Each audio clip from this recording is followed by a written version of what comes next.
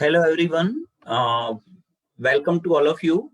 Very soon we are going to start session. It would be live on Facebook. So keep updated. Soon I will share you that link also.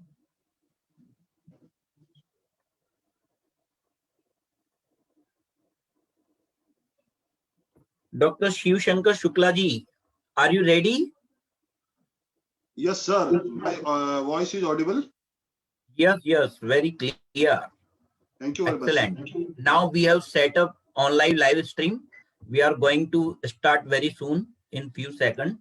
I think whole audience have already admitted, and very soon it would be a very much interesting and very valuable for every audience because we are having today very great prestigious personality, multiple world record holders, and I don't have word for that persona that who have dedication and discipline in his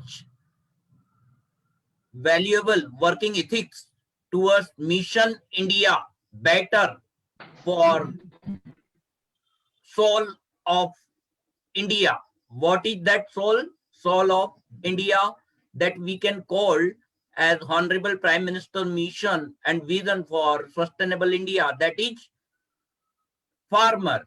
And today, my dear friend and whole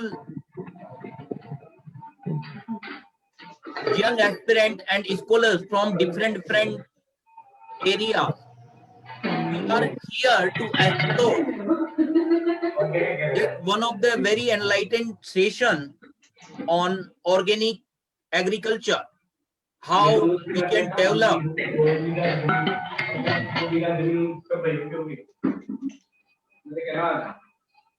I think voice is some voice noise is going on.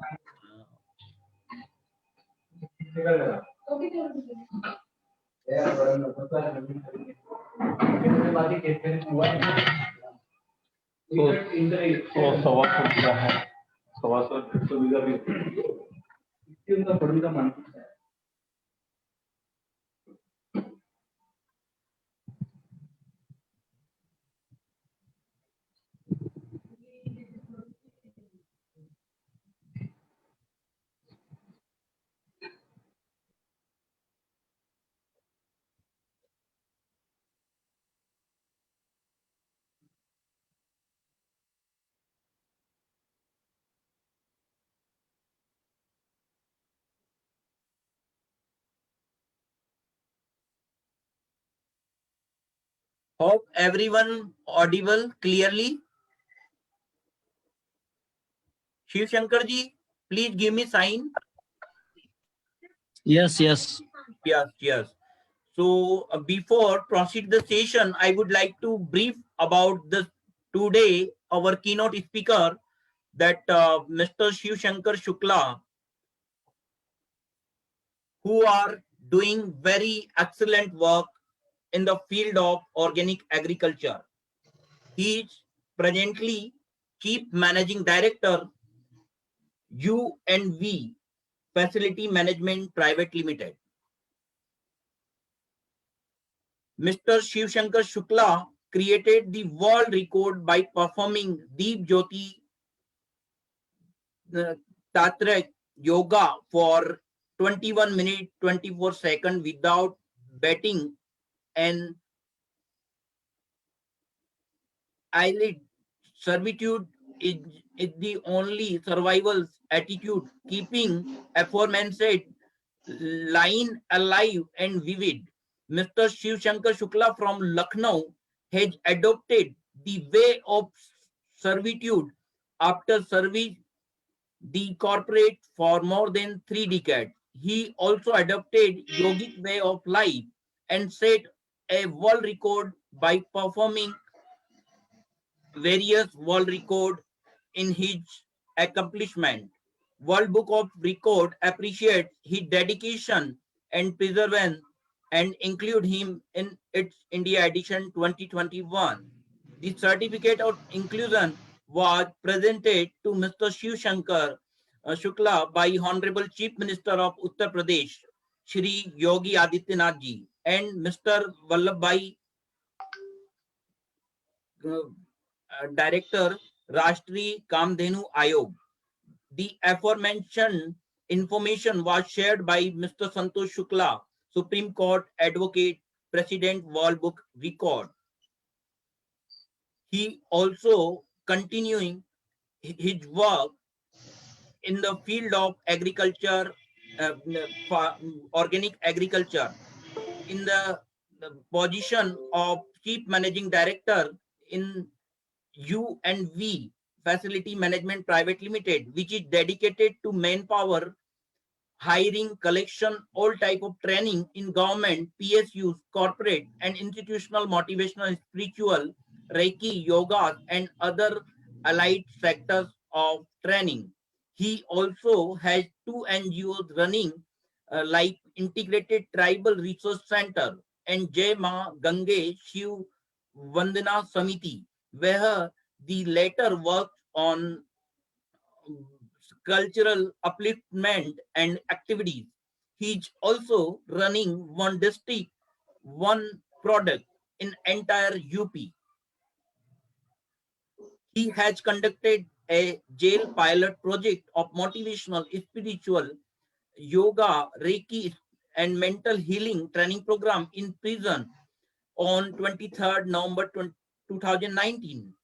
There are almost 75 district proposal has been in pipeline for further enhancement and improvement. He has also closed one All India Handloom Training Project with Director Industry Uttarakhand. He is also planning to conduct one betterment pilot project for farmer in Banda, UP. His social service have never taken a back seat. Whenever he gets time, he always keep continue with his dedication and discipline. He has donated to marriage of one girl every year to facilitate the deprived class society. We welcome to you, sir. Over to you to start this prestigious and wonderful session. So again, welcome to all audience, senior practitioner, research scholar, and student from different colleges, institution, and organization. Again, welcome to all of you. Yeah, you may start, sir. You can share your slide.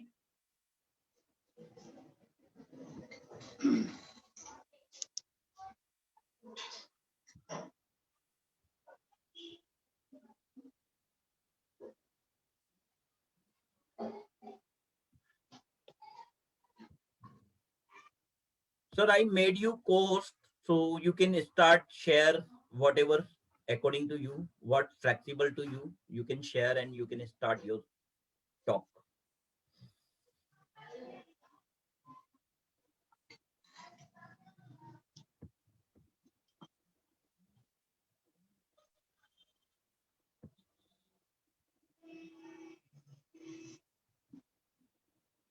Visible? My slide is visible. Hello. No, still not visible. No, not It yet. will visible to you also, so don't worry.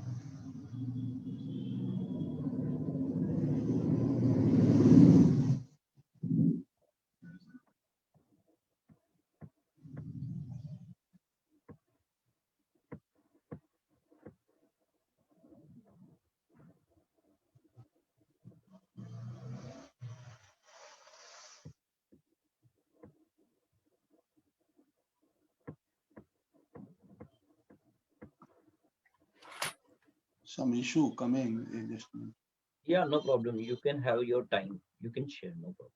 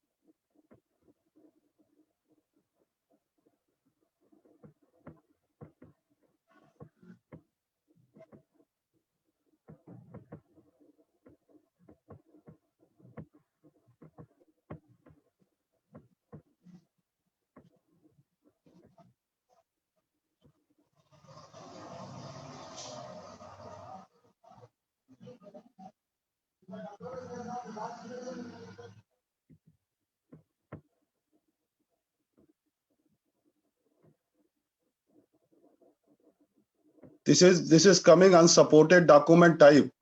Should I mail you? Sorry. This is so when I share, then this is so the pop-up unsupported document type. Please select an image of PDF document. Yeah, that's why I told you that that would not be supported, I think. So should I mail you PPT? This is You can mail possible? me, no problem, or I'm trying to sharing what you have sent me earlier, actually. So Okay, sir. I'm Thank also you. trying. So meanwhile, you can share whatever you are having on mail. So, or if I will be able to share, then you will see automatically.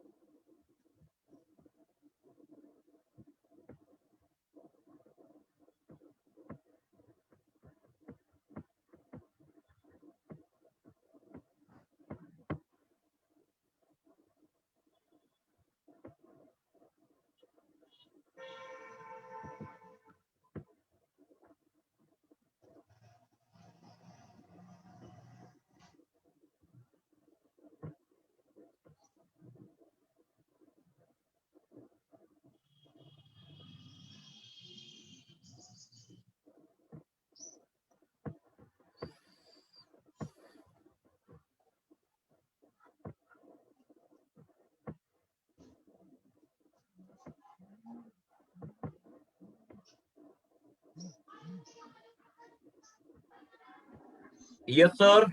It is showing. You It is can showing, huh? start. Yeah, you can start. I hope you are seeing your presentation. Just a minute, sir. Yeah. Thank you very much, sir. Thank you very much.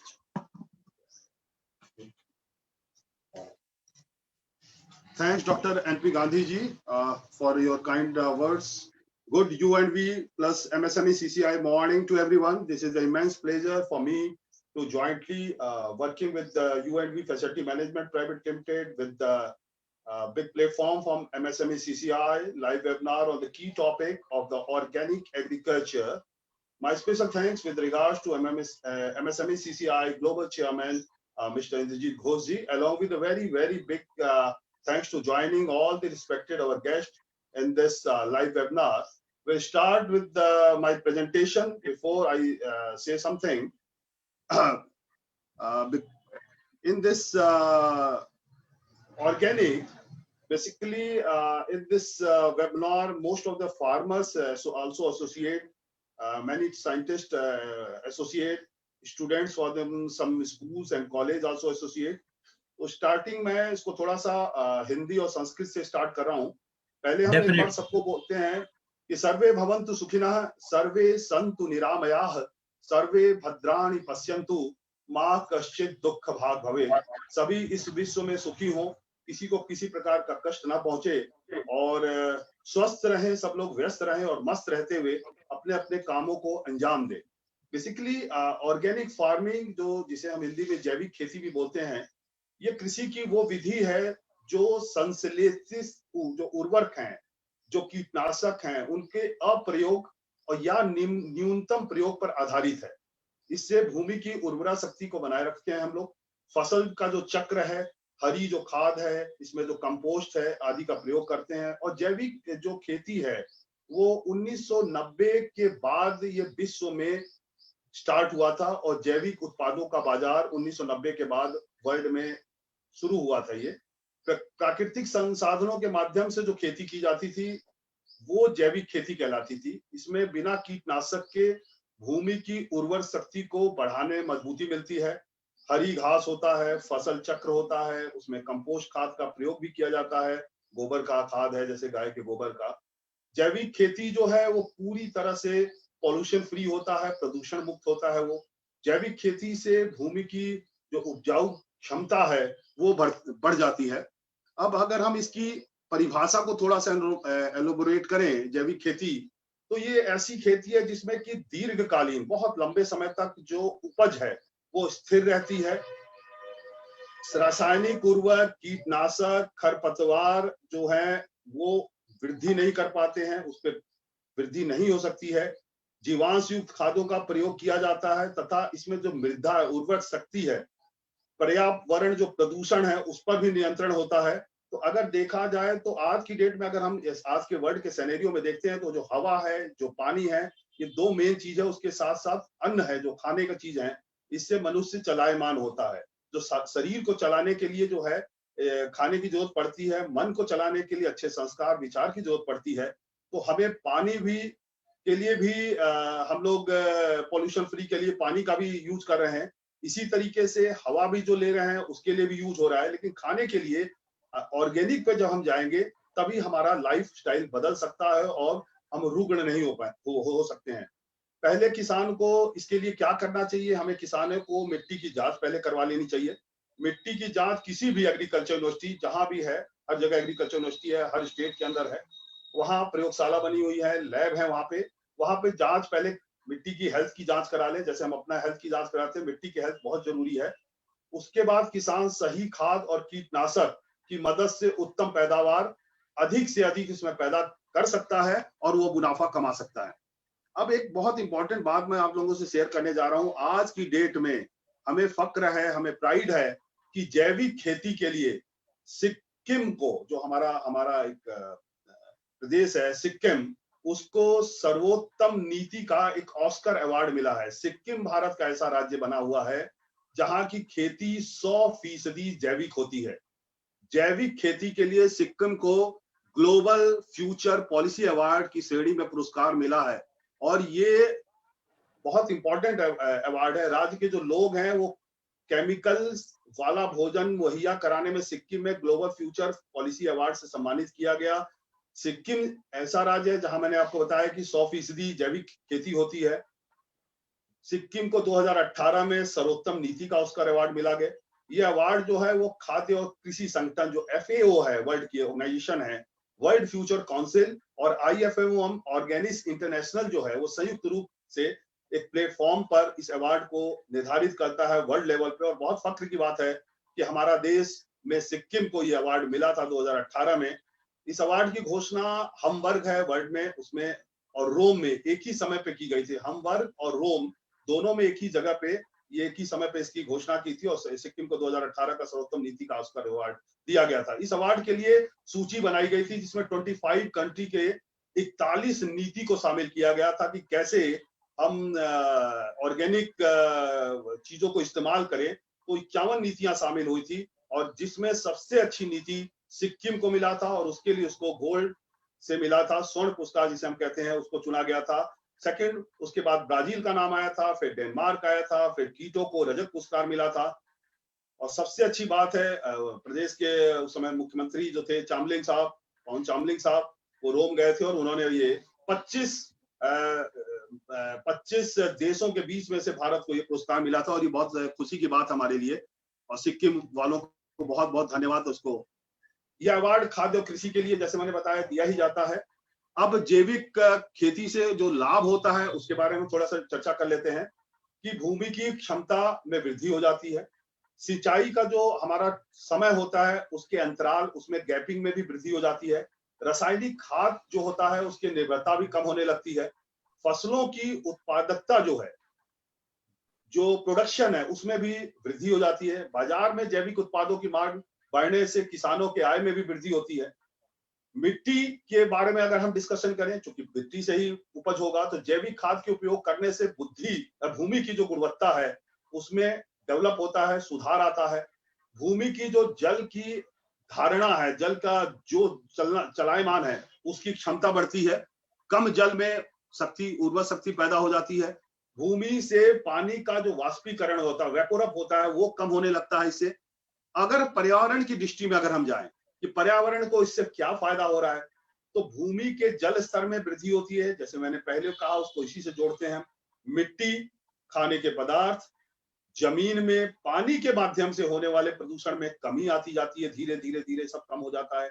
कचरे का उपयोग, खाद बनाने में होने वाली बीमारियों में कमी आती है, फसल उत्पादन की लागत में कमी आती है और आय में वृद्धि हो जाती है। सबसे बड़ी बात की जो उत्पादन है, फसल के लिए जो बीज और सब चीजों की जरूरत पड़ती है उसमें कम लागत आएगी, लेकिन आय जो है, मुनाफा जो है, प्रॉफिटेबिलिटी है, वो बढ़ जाएगी।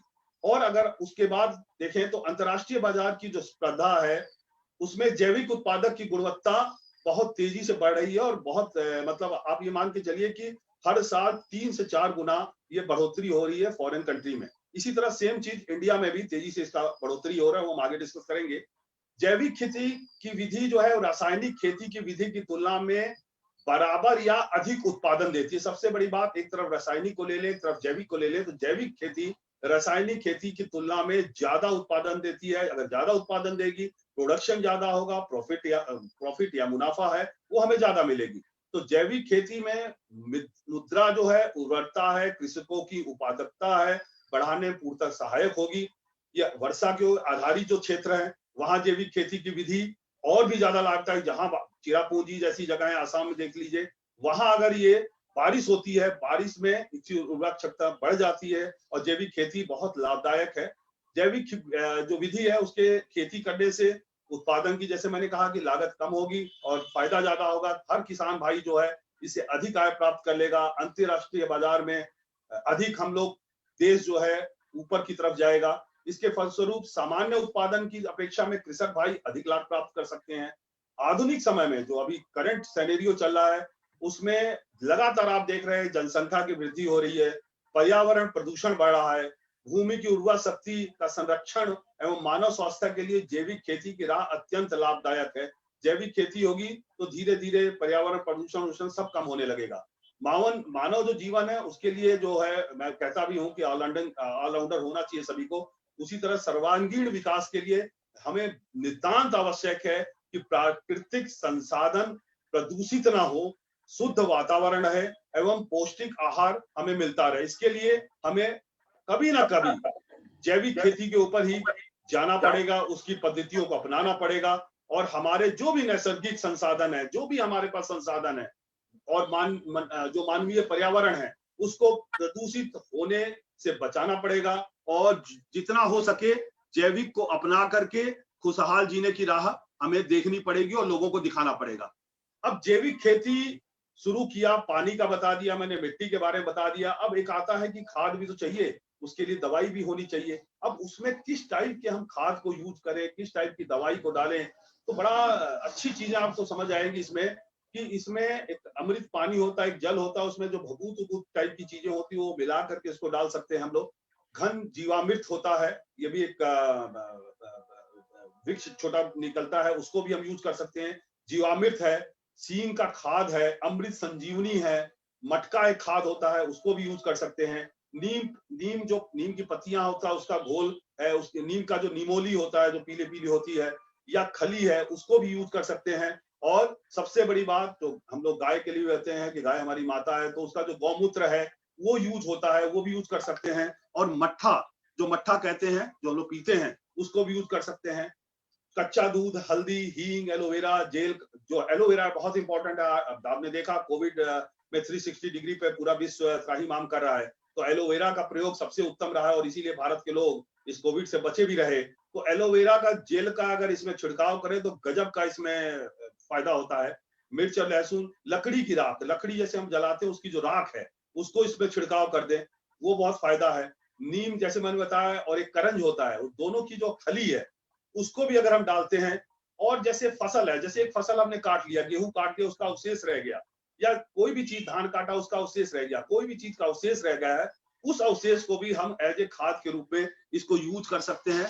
इससे हमें उसको अवशेष को लेकर हटाना नहीं पड़ेगा, मैन पावर की जरूरत नहीं पड़ेगी, उसके लिए जो हम समय लगाते हैं, उसके लिए जो पैसा लगाते हैं, वो करना नहीं पड़ेगा, और वो उसी को उसी खेत के अंदर हम एज ए खाद के रूप में यूज करके ज्यादा उर्वरक और ज्यादा पैदावार पैदा कर सकते हैं।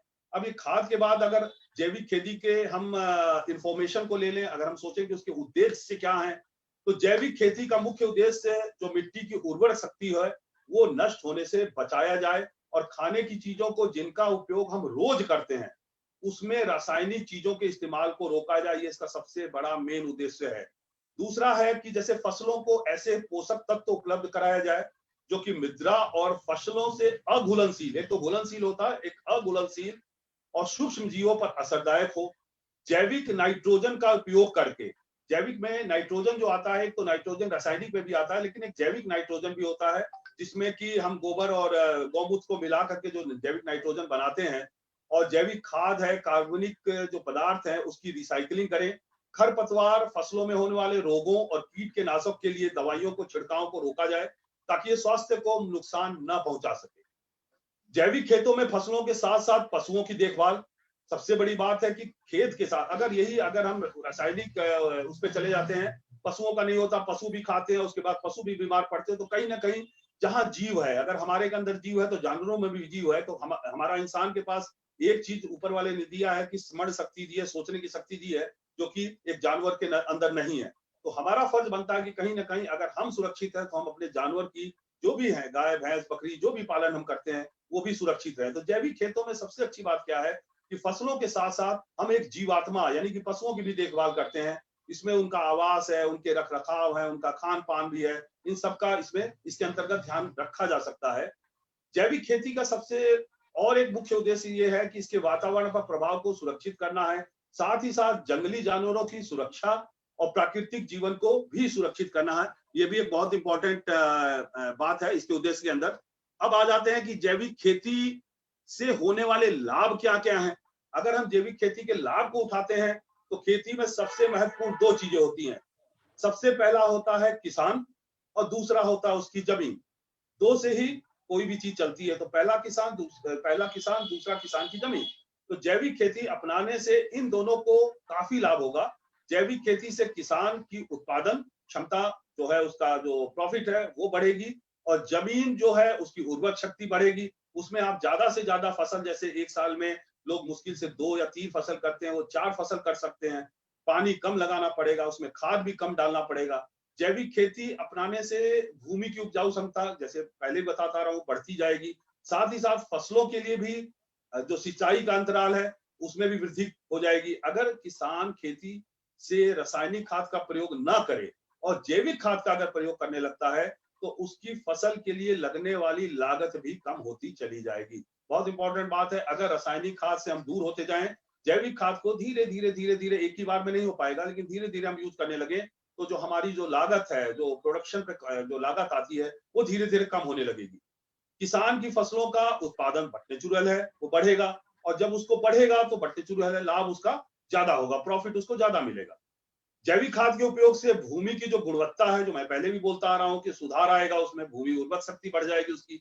इसी विधि के प्रयोग से भूमि की जो जल धारणा की क्षमता बढ़ती है, मतलब भूमि के अंदर जल भी बहुत रहेगा। जब जल हम निकालेंगे नहीं कम हम सिंचाई करेंगे, क्योंकि कम हमें चाहिए होगी, उर्वरक ऑलरेडी बना रहेगा, जल यूज कम होगा, तो जल का जो रख रखाव है वो क्षमता बढ़ेगी, पानी का वाष्पीकरण भी धीरे धीरे होगा, बहुत कम होगा। अभी तो बहुत तेजी से आप देखो, जब हम सिंचाई करते हैं तो बहुत ज्यादा जो पानी है वो वेस्ट हो जाता है। एक्चुअली क्यारियां बनाई जाती है, नालियां बनाई जाती हैं, लेकिन पानी दाएं बाएं करके निकल जाता है और वाष्पीकरण हो जाता है, तो वो चीजें धीरे धीरे कम होने लगेगी।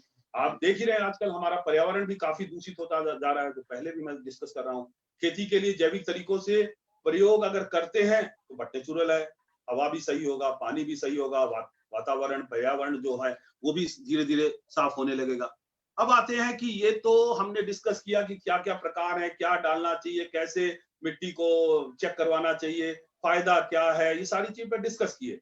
अब हम सोचते हैं कि क्या एक किसान अपने दम पे कुछ कर सकता है, या सरकार से उसको क्या मदद मिलती है, इस पे भी थोड़ा सा प्रकाश डालते हैं कि सरकार, चाहे वो केंद्र सरकार है चाहे कोई भी राज्य सरकारें हैं, वो अभी किसानों को क्या मदद करनी है, उस पर भी थोड़ा सा मैं थोड़ा सा रूपरेखा देना चाहता हूँ आप लोगों को, कि सरकार जो ऑर्गेनिक या जैविक खेती को बढ़ावा दे रही है, वो परंपरागत कृषि विकास योजना एक चला हुआ है, ये केंद्र सरकार की तरफ से चला हुआ है, इसका नाम है परंपरागत कृषि विकास योजना बनाई गई।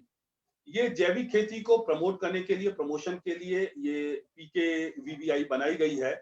इसका तहत 3 साल के लिए सरकार ने क्या किया है, 3 साल के लिए प्रति हेक्टेयर 50,000 रुपए की सहायता इसके अंदर दी जाती है। ये जो परंपरागत कृषि विकास योजना है, इसमें केंद्र सरकार 3 साल के लिए प्रति हेक्टेयर 50,000 रुपए की सहायता इसके अंदर देती है। अब इसमें किसानों को कैसे और लाभ मिलेगा, इस पे भी हम बात कर लेते हैं आपसे, कि ऑर्गेनिक फार्म फील्ड स्कूल एक चलता है, जिसमें 1700 रुपए मिलते हैं। 1 दिवसीय जैविक कार्यशाला सरकार की तरफ से चलाई जा रही है। राज्य के अंदर कृषक भ्रमण है, प्रशिक्षण भी दिया जाता है अलग अलग एग्रीकल्चर यूनिवर्सिटी में। 30 किसानों के लिए जैसे बनाया हुआ है कि 90,000 से 1 लाख रुपए तक एग्रीकल्चर यूनिवर्सिटी को मिलता है, पे आउट मिलता है गवर्नमेंट, सेंट्रल गवर्नमेंट और स्टेट गवर्नमेंट के दोनों कोलैबोरेशन से। और वो उनको भ्रमण का मतलब वो एग्रीकल्चर यूनिवर्सिटी में किसानों को एक डिस्ट्रिक्ट से उठाती है या एक जगह से उठाती है, ब्लॉक से उठाती है, उसके बाद डिस्ट्रिक्ट लाते हैं, डिस्ट्रिक्ट में एग्रीकल्चर यूनिवर्सिटी जहां भी होगी वहां पे उनको ले जाया जाएगा, उनका रहने का, उनके खाने पीने का और उनकी ट्रेनिंग पे 30 किसानों के ऊपर करीब 90 से 1 लाख रुपए तक का खर्चा सेंट्रल गवर्नमेंट और स्टेट गवर्नमेंट करती है। भ्रमण के लिए किसानों को ट्रेनिंग देने के लिए अलग अलग स्टेट में, जैसे अब मान लीजिए यूपी है, एमपी है, वहां से उठा करके सिक्किम जैसे मैंने बताया कि 100% ऑर्गेनिक पे चला गया है, तो वहां ट्रेनिंग के लिए लोग भेजे जाते हैं। उसके लिए भी सरकार ने करीब 2 लाख रुपए तक का अरेंजमेंट किया हुआ है कि वो भ्रमण के लिए लोगों को, किसानों को समझाने के लिए दिया जाता है। इसी के साथ 1 दिवसीय कृषक प्रशिक्षण जिला स्तर पे हर स्टेट में चलाने का सेंट्रल गवर्नमेंट की तरफ से एक आदेश लागू हुआ है कि 1 दिवसीय 30 किसानों को प्रशिक्षण हेतु उनको 10,000 रुपए दिया जाता है। हर स्टेट में, हर डिस्ट्रिक्ट में ये प्रावधान किया हुआ है कि वो किया जाए। वर्मी कंपोस्ट जिसे कहते हैं, वर्मी कंपोस्ट, उसकी निर्माणत लागत 50% कर दी गई है, उसपे भी सरकार सब्सिडी दे रही है जो कि 3,000 रुपए से कम है। जैविक जो कीटनाशक लागत है उस पे भी 50% तक 500 रुपए पे सरकार उस पे देती है। जैविक उर्वरक है, हार्मोन्स लागत है, उस पे भी 50% कुछ गवर्नमेंट दे रही है उसके पर। ऑर्गेनिक फार्म फील्ड स्कूल है, उस पे जैसे मैंने पहले बताया कि 1700 रुपए प्रति FFS के रूप में दिया जाता है। तो ये सारी चीजें हैं जो गवर्नमेंट कर रही है। अब जैसे नाबार्ड को ले लें, राष्ट्रीय कृषि और ग्रामीण विकास बैंक, हम इसको नाबार्ड को हिंदी में बोल सकते हैं कि राष्ट्रीय कृषि और ग्रामीण विकास, ये 2004-2005 के अंदर करीब शुरू किया गया था नाबार्ड को। तो उसके अंदर उनका जो उद्देश्य था कृषि के लिए, बेसिकली वो कृषि के लिए उद्देश्य था कि जो जैव उर्वरक है, जैव कीटनाशक है, फल है, सब्जी है या अन्य पदार्थ हैं, वो बाजार से अपशिष्ट खाद है, जैसे ऑर्गेनिक निविष्ट है, उपलब्ध करके देश में जो जैविक खेती को बढ़ावा देना, इस तरह के उत्पादन से बेहतर प्रतिफल या बेहतर परिणाम निकल सकता है। मृदा स्वास्थ्य मैंने जैसे आपको पहले बताया, पर्यावरण सुरक्षा को बनाए रखते हुए ये भी एक योजना चल रही है नाबार्ड की तरफ से। देश में जैव उर्वरक, जैव कीटनाशक, कंपोस्ट की उपलब्धता कैसे बढ़ाई जाए, उसको गुणवत्ता में कैसे सुधार किया जाए, कैसे रासायनिक उर्वरक से के और कीटनाशक को खत्म करते हुए धीरे धीरे धीरे धीरे जैविक के ऊपर आया जाए, जैविक खादों के ऊपर आया जाए, उसके ऊपर भी काम नाबार्ड ने किया है और नाबार्ड कर भी रही है लगातार। जैविक कचरे को पौधा पोषक कैसे बनाया जाए, जैसे मैंने बताया कि गेहूं हमने काटा, उसका नीचे का बाली का डंठल रह गया, उसको कैसे हम जो नेक्स्ट हम लगाने जा रहे हैं पौधा, उसमें कैसे वो पोषक के रूप में संसाधन में परिवर्तित कर सकते हैं, उस पर लगातार नाबार्ड ट्रेनिंग दे रही है। जैविक कचरे के उचित रूपांतरण, उसका वे आउट क्या होगा, उपयोग से प्रदूषण या पर्यावरण के संरक्षण को कैसे रोका जाए, उस पे लगातार नाबार्ड ट्रेनिंग देती जा रही है। अब लाभ कैसे मिले, इसके लिए क्या है, जैव उर्वरक और जैव कीटनाशक उत्पादन जो इकाइयां हैं, उसके पास जा सकते हैं किसान भाई हमारे। फल हैं, सब्जी हैं, उसके लिए इकाइयां बनी है, एफबीओ अलग हर जगह पे, हर डिस्ट्रिक्ट में बनाए गए हैं। फार्मर प्रोडक्शन कंपनी जिसे हम लोग अंग्रेजी में बोल सकते हैं, एफपीओ है, उनका 20 या 15 या 10 किसानों के साथ मिल करके ये बना करके भी जैविक खेती पे बड़ा काम किया जा रहा है। अभी कहाँ हो रहा है यूपी में, वो भी मैं आपके साथ डिस्कस करूंगा। उत्पादों का समूह, जैसे मैं बताया, साझेदारी में एक फॉर्म बना सकते हैं, सहकारिता कंपनी निगम बना सकते हैं, इस टाइप से करके कर सकते हैं। इसमें एनजीओ भी आ सकता है, जिसे हम गैर सरकारी संगठन भी बोलते हैं। कृषि उत्पादन बाजार समितियां हैं, जिसे एपीएमसी भी बोल सकते हैं हम लोग। कृषि उत्पादन बाजार समितियां खुली हुई हैं, उसमें भी आप कर सकते हैं। जगह जगह आप देखेंगे तो नगर निगम, नगर पालिका और नगर न्याय पंचायत जो हमारे सफाई के लिए बनाई गई हैं, ये भी इसमें हेल्प करती हैं अलग अलग तरीके से। नगर पालिकाएं भी हैं और प्राइवेट प्लेयर्स भी हैं, जिसे कि हम निजी उद्यमी भी कहते हैं, वो भी इस पे काम कर रहे हैं। तो लगातार ये चीजें चल रही हैं। अब वो है कि किसानों को किस तरह से जागरूक किया जाए, उस पर हम थोड़ा सा बाद में चर्चा करते हैं। 13 जिलों के किसान इस समय जैविक खेती जो बहुत तेजी से काम कर रहे हैं, वो मैं थोड़ा सा आपको बता दूं कि कौन कौन से हैं। करीब 13 जिलों में 21,000 एकड़ क्षेत्र में जैविक का लक्ष्य निर्धारित किया गया। 21,000 एकड़ बहुत होता है, जिसमें से 12 जिले जो हैं उसमें जैविक खेती की शुरुआत हो चुकी है, एक जिला छोड़ के। अब 12 जिले कौन से हैं, उस पर भी हम थोड़ा प्रकाश डाल दें। मोस्टली उसमें बिहार के ज्यादा हैं, जिसमें है बक्सर है, भोजपुर है, सारण है, जिसे हम लोग छपरा भी बोल सकते हैं, वैशाली है, पटना है, नालंदा है, समस्तीपुर है, बेगूसराय है, खगड़िया है, भागलपुर है, मुंगेर है और लखीसराय है। इसके करीब 17,061 एकड़ पे जैविक खेती की शुरुआत हो चुकी है। अब 2019-20 में कटिहार जो जिला बचा, उस पे भी थोड़ा सा किसी वजह से कोषागार से कुछ पेमेंट वेमेंट की बात हो गई थी, तो इसलिए वो रुक गया था। तो ये बिहार के 13वां जिला है, जिसपे की 1,000 एकड़ पे 2020-21 से योजना इस पे भी शुरू हो गई, जो किसी वजह से कटिहार में रुक गया था, वो भी शुरू हो गया है। जैविक खेती के लिए प्रदेश में 362 कृषक समूहों का संगठन किया गया है। ये मैं बिहार के बारे में थोड़ा सा आपको प्रकाश डाला हूं, क्योंकि बिहार को जनरली लोग पिछड़ा मानते हैं काफी, लेकिन बिहार इस जैविक खेती के रूप में बहुत तेजी से आगे कदम बढ़ा रहा है। और आने वाले समय मुझे मतलब कहने में संकोच भी नहीं होगा कि हो सकता है बिहार काफी आगे चला जाए।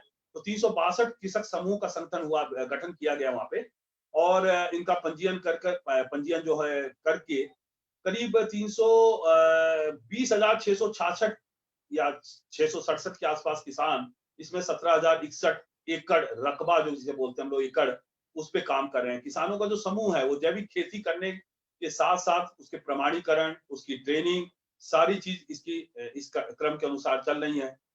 अभी तक 65 किसान जो है बिहार के अंदर, जो समूह जो स्पेशल है, वो निबंधन पे ट्रेनिंग में आगे बढ़ते जा रहे हैं। वो एक्चुअली अपना भी पैदावार पैदा कर रहे हैं किसान भाई, और साथ साथ इतनी अच्छी उन्होंने ट्रेनिंग ले ली है कि वो और स्टेट्स के अंदर जाकर के उसके ऊपर ट्रेनिंग दे रहे हैं।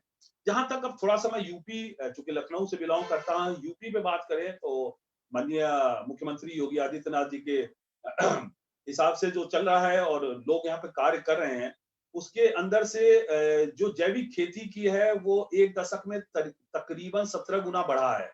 2003-4 की अगर मैं बात लेके चलूं, बहुत पुरानी बात है, तो करीब वहां 42,000 हेक्टेयर पर काम होता था।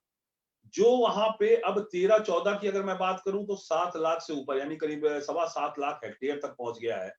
और ये जो हम 19-20 की बात करें, अभी 19-20 का आंकड़ा जो आया था, उसके अंदर करीब 11 लाख समथिंग, 11,50,000 क्या है, लाख हेक्टेयर के आसपास पे जैविक खेती हो रही है। तो यूपी भी नेक टू नेक चल रहा है। और यूपी के लिए थोड़ा सा मैं बता दूं, यूपी के कई किसान भाई हमारे साथ अभी जुड़े भी हुए हैं, तो आप लोग दोबारा भी मुझसे डिस्कस कर लीजिएगा। उत्तर प्रदेश में लखनऊ के अंदर जो है जैविक प्रमाणीकरण संस्था है, ठीक है, उसका राजकीय उद्यान परिसर है, ये करियप्पा मार्ग पड़ता है लखनऊ में, ये राज्य की जैविक प्रमाणीकरण संस्था है। वहां पर भी आप जा करके और दिशा निर्देश, ट्रेनिंग है, कैसे किया जाए उसके बारे में भी आप समझ सकते हैं, उनसे सीख सकते हैं। और कहीं आपको दिक्कत आती है तो आप उससे अलग से बात करके, और मैं उनके पूरी डिटेल्स आपको दे दूंगा और मोबाइल नंबर तक भी आपके साथ शेयर कर दूंगा। तो आप यहाँ पे करियप्पा मार्ग पे जाकर के लखनऊ वासी है इसको समझ सकते हैं। और आने वाले समय में फिर हम और प्रदेशों के भी डिटेल्स आपके साथ शेयर कर देंगे कि किस प्रदेश के लोग कहाँ पे जाकर के इसको समझ सकते हैं, किसान भाई हमारा समझ सकते हैं। क्योंकि देखिए एंड यूजर यहाँ पे है, या मेरा बोलने का मकसद है और सुनने वालों का मकसद है या देखने वालों का मकसद है, हमारा एंड यूजर किसान भाई है। और किसान भाइयों को अगर हम उनके दिल तक समझा नहीं पाए, उनको समझ नहीं आ पाया, तो जितना ये वेबिनार का जो समय है और इतने हमारे ज्ञानवान लोग बैठे हुए हैं, उससे बहुत ज्यादा ज्ञानवान लोग, पद्मश्री अवार्डेड, पद्म भूषण अवार्डेड लोग बैठे हुए हैं, तो उसका मकसद पूरा नहीं होगा। तो इसीलिए मैंने इसको चाहा, पीपीटी अंग्रेजी में है लेकिन मैंने चाहा कि इसको हिंदी में थोड़ा सा आप लोगों के साथ बात करें। जैविक खेती करने वाले किसानों को प्रोत्साहन देने के लिए सरकार ने 3 साल में प्रति जो क्लस्टर बनाए हैं 10 लाख रुपए का अनुदान भी देगी। ये अभी एक अनाउंसमेंट हुआ है, 20 नवंबर को 2020 के अंदर ही अनाउंसमेंट किया गया है कि प्रति क्लस्टर 10 लाख रुपए देगी। इसमें 3,30,000 रुपए पहले साल में, उसके बाद तीसरे साल में देगी। तो इस टाइप से एक प्लान आउट किया गया है। जैविक खेती के लिए जो यूपी के अंदर है, करोड़ों मतलब किसानों की समृद्धि का आधार बने, यही हमारे माननीय मुख्यमंत्री योगी आदित्यनाथ जी की मंशा है प्रदेश के लिए। जैविक खेती को हब बनाने की तैयारी बहुत तेजी से की जा रही है यूपी के अंदर। पहले चरण में प्रदेश के करीब मान के चलिए आप 63 जिलों के 68,000 हेक्टेयर से ज्यादा फसलों पर फसलें लहराएंगी, ये मानना है हमारे माननीय मुख्यमंत्री जी, और जो टीम लगी हुई है एग्रीकल्चर डिपार्टमेंट पूरी तरह से अग्रसर है, हम ट्रेनर जो हैं वो लगे हुए हैं इसके अंदर। तो गंगा की अविरलता जिसे कहते हैं हम, और जो निर्मलता है उसके मद्देनजर इसके जो किनारे हैं, जहां जहां हमारी गंगा निकल रही है, सरयू नदी निकल रही है, गोमती नदी निकल रही है, उसके जो किनारे हैं, उसमें जितने जो जिले हैं, तो इन नदियों के जो स्वच्छ और साफ जल हो रहा है, उससे करीब 63 जिलों के 68,000 हेक्टेयर में जैविक खेती पे काम होगा। इसमें से करीब 36 जिले ऐसे होंगे जो परंपरागत किसी जिले हैं, और 27 जिलों को लिया गया है जो हमारा माननीय प्रधानमंत्री, यशस्वी प्रधानमंत्री जी का जो नमामि गंगे परियोजना है, उसके अंतर्गत 36 जिलों को लिया गया है। तो खेती जो है वो नियोजित रूप से हो रही है, इसके मॉनिटरिंग बहुत बढ़िया की जा रही है। सरकार का जो अच्छा अप्रोच है, उनकी पहुंच है, वो क्लस्टर खेती की तरफ ज्यादा बढ़ रहा है। जैसे मैंने बताया कि 10 लाख रुपए का अनुदान भी 3 साल में दे रही है सरकार, और हर क्लस्टर को जो है वो 50 एकड़ देना होगा, वो भी उस पर चल रहा है। तो कुल मिला के जहां तक है, कोशिश यही है कि 38% से 40% तक जो क्लस्टर का गठन है वो किसानों की क्षमता बढ़ाने पे किया जा रहा है। मूल्य उनका संवर्धन कैसे हो उस पर बात हो रही है, ब्रांडिंग कैसे बने, तेजी से बढ़े, और उसके साथ पैकेजिंग आदि पर जो खर्च होगा उसके लिए जो क्लस्टर बनाए गए 38 से 40% के, उस पर काम हो रहा है। अब किसानों का विजिट करने का भी बहुत इंपॉर्टेंट, कि जैविक खेती के लिए प्रयुक्त होने वाले कृषि के जो निवेश हैं उनके लिए क्लस्टर बने, उनके लिए लोग आगे आए, निजी कंपनियां उसके लिए आगे आए, उस पर भी कार्रवाई कम से कम उत्तर प्रदेश में और एमपी में भी मैं देख रहा हूँ काफी हद तक चल रहा है। हमें कहीं ना कहीं सीख हमें सिक्किम से लेना पड़ेगा कि सिक्किम के जो मूलभूत चीजें थी और 100% जो सिक्किम में पहुंचा है जैविक, वो किस तरह के पहुंचा है, और क्यों 25 देशों को पछाड़ते हुए भारत के एक सिक्किम जो बहुत छोटा सा प्रांत है, उसने ये जैविक खेती में 100% अपना योगदान दिया। उनके लोगों ने योगदान दिया, लोगों ने परचेजिंग की, किसानों ने उनमें योगदान दिया, सरकार में पवन सर जो सीएम है उन्होंने काम किया, और जिसकी वजह से वो प्रथम स्थान प्राप्त किया। तो कहीं ना कहीं हमें सिक्किम से सीखना पड़ेगा। जहां तक हमारे यहाँ परंपरागत किसी का यूपी की अगर बात करें तो जिसमें आप देखिए तो झांसी है, जालौन है, ललितपुर है, बांदा है, हमीरपुर है, महोबा है, चित्रकूट है, मिर्जापुर है, गोरखपुर है, पीलीभीत है, इधर गोंडा भी देखेंगे आप, आगरा भी है, मथुरा है, वाराणसी है, कौशाम्बी है, फतेहपुर है, देवरिया है, फर्रुखाबाद है, उन्नाव है, रायबरेली है, बहराइच है, बाराबंकी है, आजमगढ़ है, सुल्तानपुर है, फिरोजाबाद है, बदायूं है, सोनभद्र है, बलरामपुर है, सिद्धार्थनगर, ये परंपरागत कृषि के योजना में शामिल हो गए हैं। नमामि गंगे जो आया है प्रोजेक्ट जो है, उसके अंतर्गत जो हमारे पास जिले आ रहे हैं उसमें चंदौली आ जाता है, वाराणसी आता है, संत रविदास नगर आता है जो कि रविदास जी की जन्मभूमि है, मिर्जापुर आ जाता है, प्रयागराज हमारा इलाहाबाद जिसे प्रयागराज नाम दिया गया वो आता है, फतेहपुर आ रहा है, प्रतापगढ़ आ रहा है, रायबरेली आ रहा है, कन्नौज आ रहा है, अलीगढ़ है, अमरोहा है, हापुड़ है, मेरठ है, मुजफ्फरनगर भी आ गया है, बलिया है, गाजीपुर है, कौशाम्बी है, उन्नाव है, फर्रुखाबाद है, हरदोई जो हमारे नजदीक है, लखनऊ के, शाहजहांपुर उसके नजदीक है, बदायूं है, कासगंज है, बुलंदशहर और बिजनौर, ये नमामि गंगे के प्रोजेक्ट हैं, उसके अंतर्गत आया है। तो कुल मिलाकर के मैंने जो हिंदी में बताया मैं कहीं ना कहीं ये समझाना चाह रहा हूं मेरे अपने किसान भाइयों को कि कहीं ना कहीं ये सारी चीजें हैं, सेंट्रल गवर्नमेंट, स्टेट गवर्नमेंट, हर जगह की स्टेट गवर्नमेंट कोशिश कर रही है इसमें, और हमें जैविक पे आना चाहिए। रासायनिक कृषि से दूर होते हुए जैविक पे हम आएंगे, समय जरूर लगेगा, लेकिन समय के साथ साथ हमारा स्वास्थ्य वर्धन होगा और कहीं ना कहीं हम हवा को भी पोल्यूशन से बचाएंगे और हमारा जो जल संवर्धन है उसको भी पोल्यूशन से बचाएंगे। तो ये हिंदी का टॉपिक मैं अब खत्म करता हूं और अब ऑर्गेनिक फार्मिंग पे स्लाइड जो है, सर आप ऑडिबल है मेरा? हेलो, ऑडिबल है, यस ऑडिबल है। तो स्लाइड आप सर चला सकते हैं वहां से? यस सर, कौन सी स्लाइड चलानी है? आप मेरी सेकंड स्लाइड चल सकती है, वीडियो चल सकता है, कोई छोटा सा एक बहुत वीडियो है, सेकंड स्लाइड। वो आप ही को वहीं से शेयर करना पड़ेगा सर, यहाँ से तो मैंने जो आपका पीपीटी था वो तो कर आप दिया। एक काम करो, फोर्थ स्लाइड से आ जाओ आप, ऑब्जेक्टिव ऑफ ऑर्गेनिक फार्मिंग।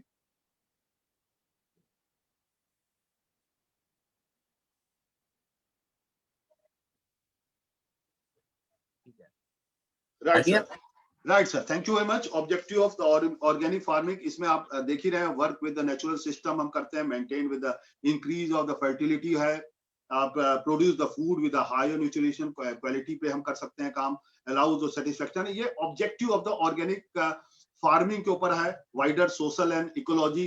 ये कहीं ना कहीं जो मैंने हिंदी बोला उसका एक अंग्रेजी रूपांतर भी किया गया है कि अवॉइड पॉल्यूशन हो जाएगा, यूज रिन्यूएबल रिसोर्सेज जो है वो एज पॉसिबल हो जाएंगे। उसके बाद सर जब नेक्स्ट पे आ जाएं, नेक्स्ट हमारी स्लाइड होगी, this is the what is the organic farming के ऊपर होगा नेक्स्ट स्लाइड पर सर।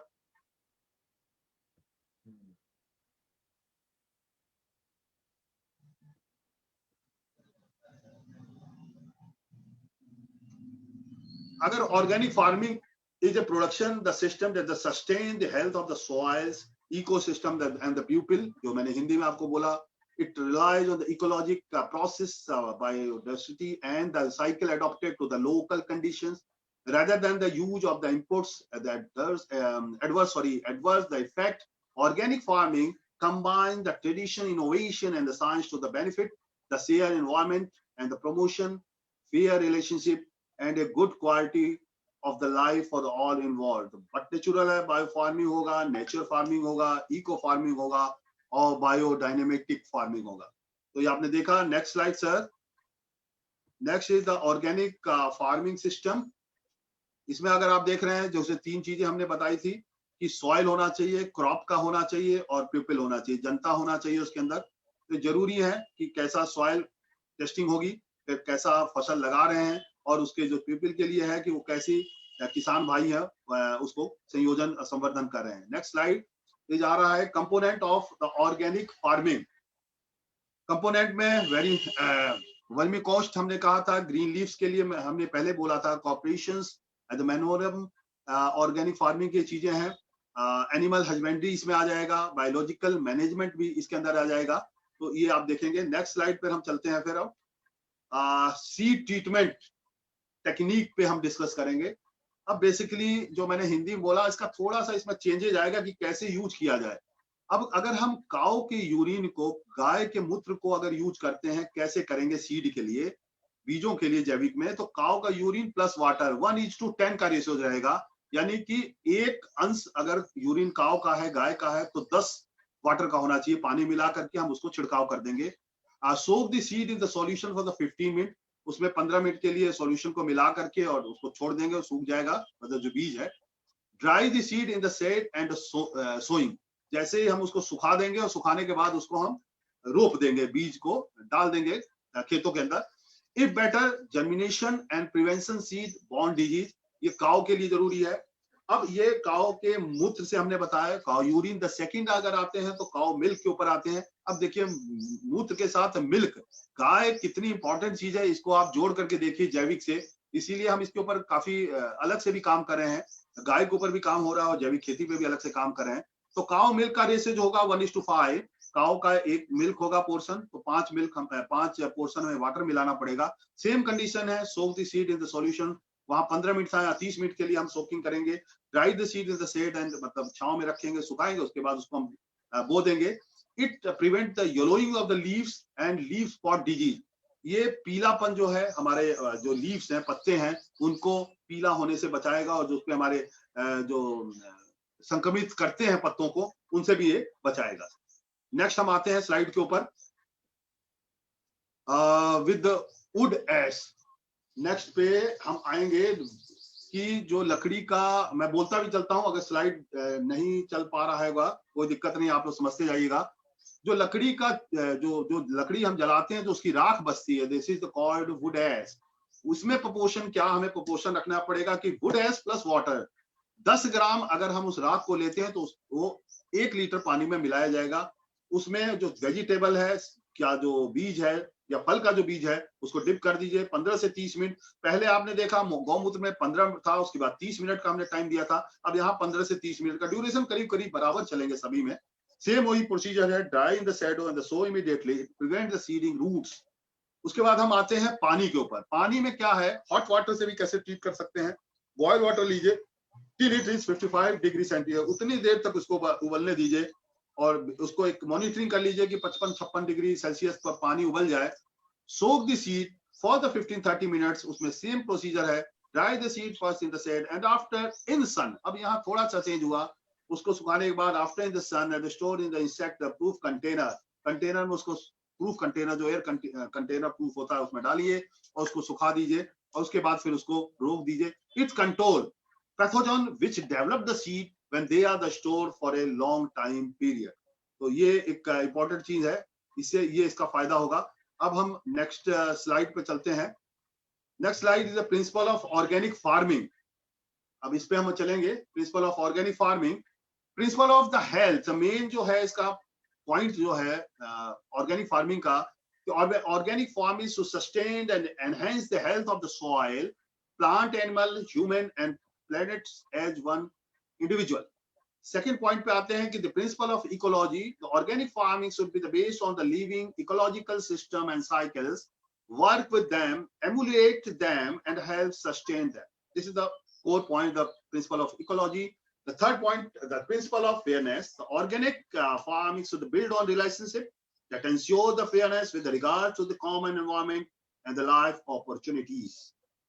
नेक्स्ट पे आते हैं अगर हम, तो principle of the care, organic farming should be the manage in the precautionary and responsible manner to the protect the health and the wealth being of the current and future generation and the environment. This is the fundamental principles of the organic farming.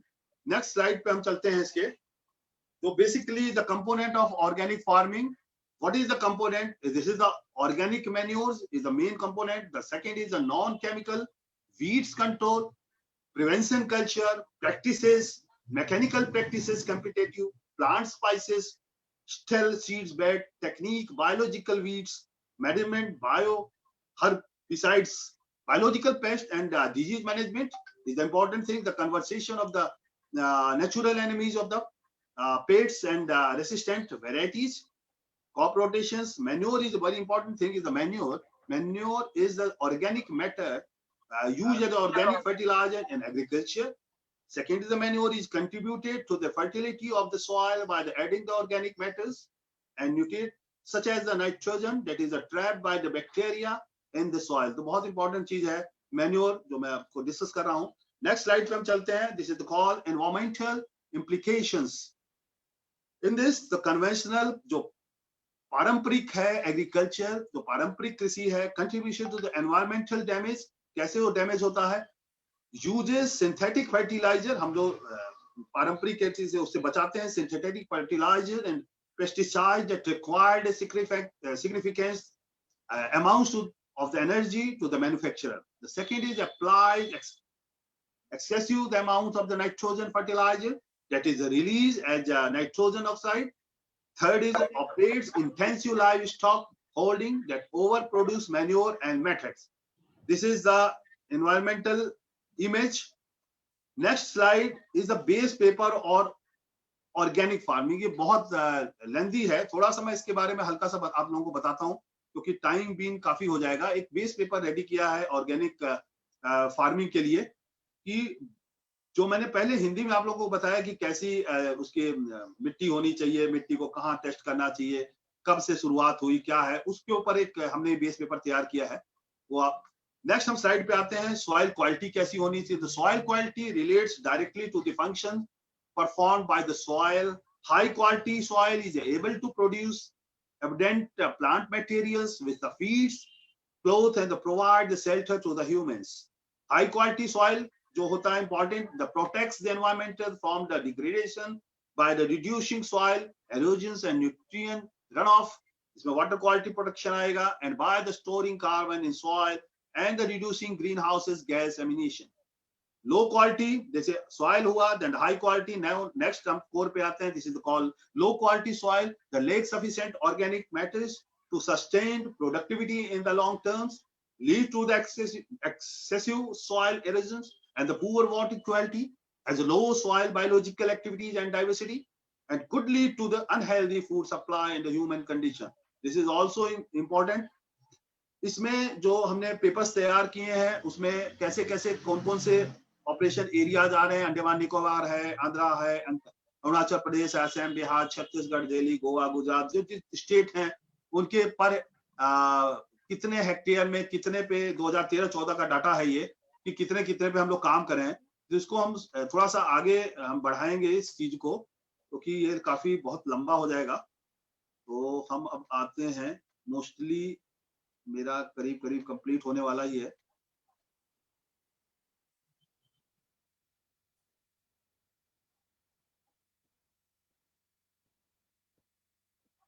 एक चीज मैं और अभी आप लोगों से अलग से अभी डिस्कस करूंगा, उस स्लाइड में मैंने नहीं डाला है. एक एमएसएमई सीसीआई की तरफ से एक ई जर्नल प्रकाशित हुआ है, उसमें एक चीजें हमने भेजी तो उस पर भी हम थोड़ा सा आज डिस्कस कर लेते हैं. उस स्लाइड में मैंने डाला नहीं है तो वो मैं आपसे अलग से अभी इसी समय आपसे डिस्कस करता हूं कि वो चीजें जो है वो क्या काम आ सकती हैं हमारे लिए.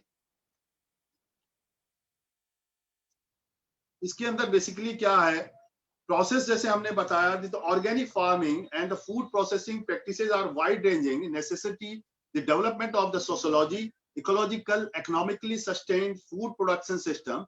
The basic 4 principle of the organic farming, 4 principle है ऑर्गेनिक फार्मिंग के. Because the first is the health, second is ecology, third is the fairness and the fourth is the care. The fourth is the care. The main principle and the practice of organic food production are to inspire and enhance biological cycle in the farming system, keep and enhance deep-rooted soil fertility, reduce all types of the pollutions, evade of the application of pesticides and the synthetic fertilizer, conserve genetic diversity in the food, consider the vast socio-ecological impact of the food production and the produce high quality food in sufficient quality. This is the important thing. The 4 basic organic farming, the health, ecology, fairness, and the care.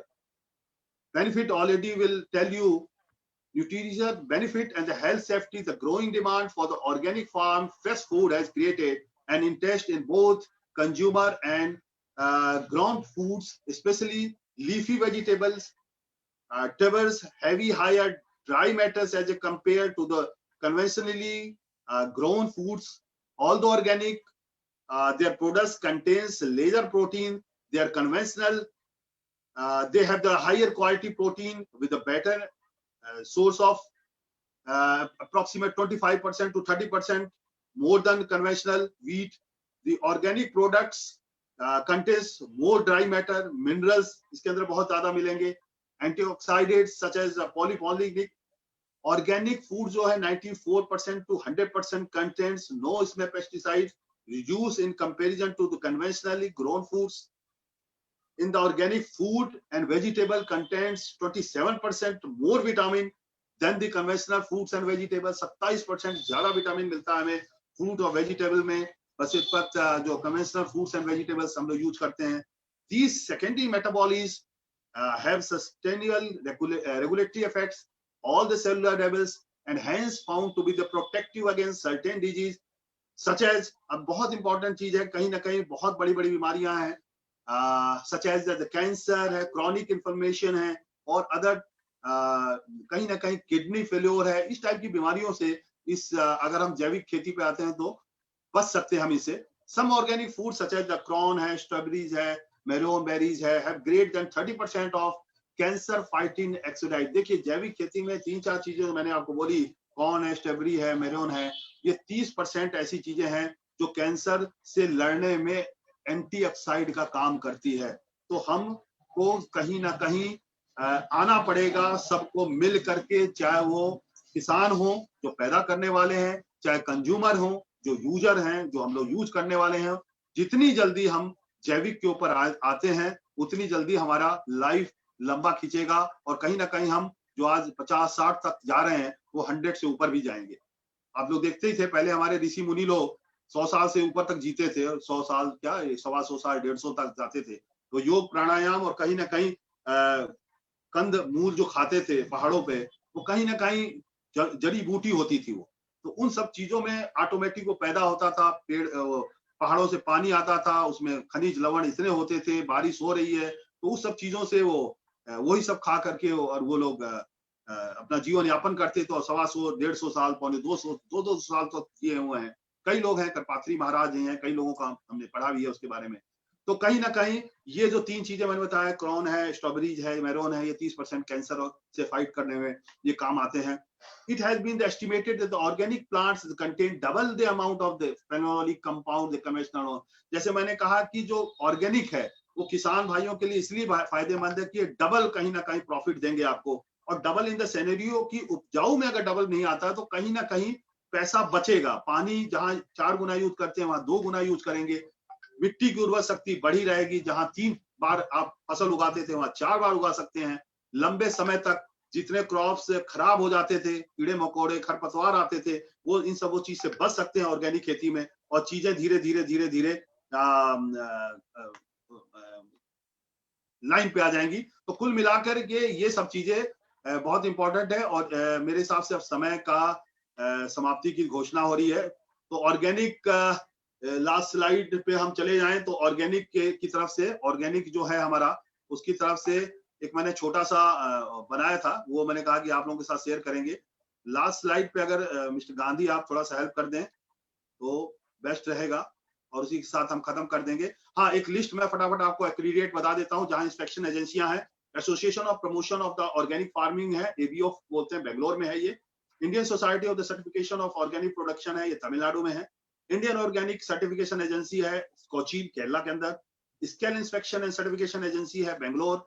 IMO control private limited है, this is also in Bangalore. Ecocert international Aurangabad. Bio inspector Cochin Kerala. SGS India private limited, this is in the facilitated in Gurgaon. International Resources of the Fair Trade, the IRFD, this is in Mumbai. National Organic Certification, this association this is in Pune. तो ये सारी चीजें हैं. अब last हम conclusion में जाएंगे. तो organic agriculture is the viable alternative because it lives the soil strength and the natural resources based and sustains biological production at levels to the consummate the carrying capacity of the managed agro ecosystem. In addition to this, export market can also be tapped by the group initiative.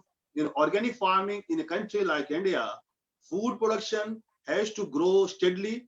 A sudden switch over to the organic farming is not feasible. So there is actual threat of evidence to the show comparative the crop performance under pure organic farming and intensive agriculture in terms of crop productivity and food quality. The introduction and adoption of the biological and organic plant protection measures on the mass scale may be the hill some task in Indian farming. In intensive farming, integrated and judicious use of the all inputs, including the fertilizer and organic resources, coupled with the minimized use of the pesticides, may be the better choice than the pure. Then इसी के साथ एक छोटा सा दो word है, the feeding the soil rather than the feeding the plant. तो बहुत इंपॉर्टेंट लाइन है, feeding the soil rather than the feeding the plant. इसी के साथ thank you very much once again to MSME CCI जिन्होंने इस platform को दिया, और thank you mister Gandhi, thank you very much. Yes. Now we have, sir, some continuous very good question from various audience. So let me check and we'll start some panel discussion with you on your whatever knowledge input you have given till so far. We have to work upon them, and what is the query from various participants, then we have to clear from your side. So are you ready, sir? Comfortable? Right, We can right. take Please, have please. we can have 1 minute break, so you can be comfortable, and then no problem. Not the issue, I am comfortable. Please carry on.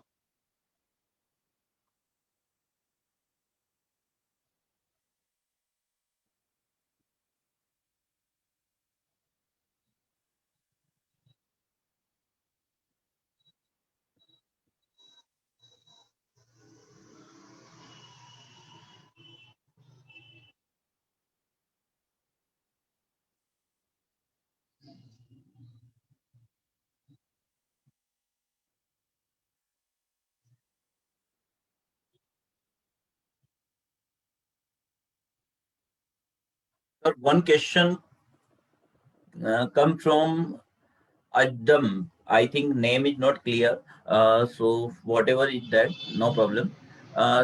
He is asking, sir, is there any scheme where farmer can take lease land from government, and government used to have an unused land and do organic farming?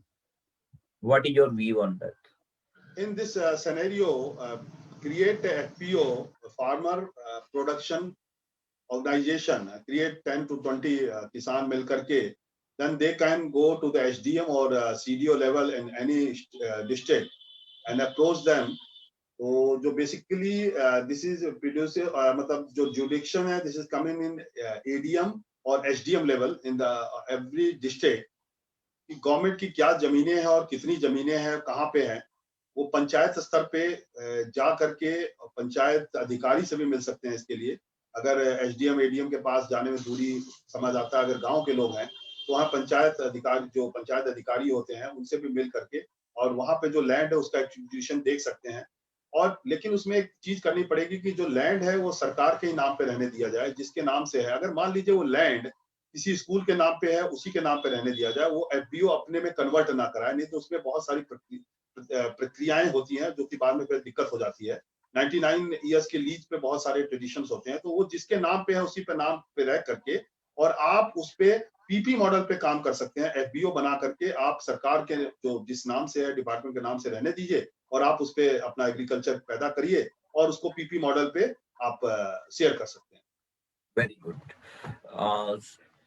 Sir, as we know that the Honorable Prime Minister Narendra Modi told that India is working towards increased organic farming as well as farming on a cluster-based approach.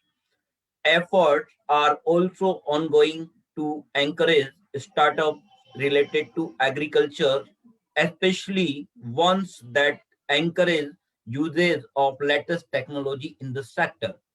So, what do you think that in coming time within duration of 2030, that Honorable Prime Minister thought that India will get higher speed in till 2030. So, what is your opinion regarding to this matter? That because continuous Prime Minister taking this initiative, and in his every voice he always think about betterment of India and soul of that India, that is the farmer, that how they can increase their income as double.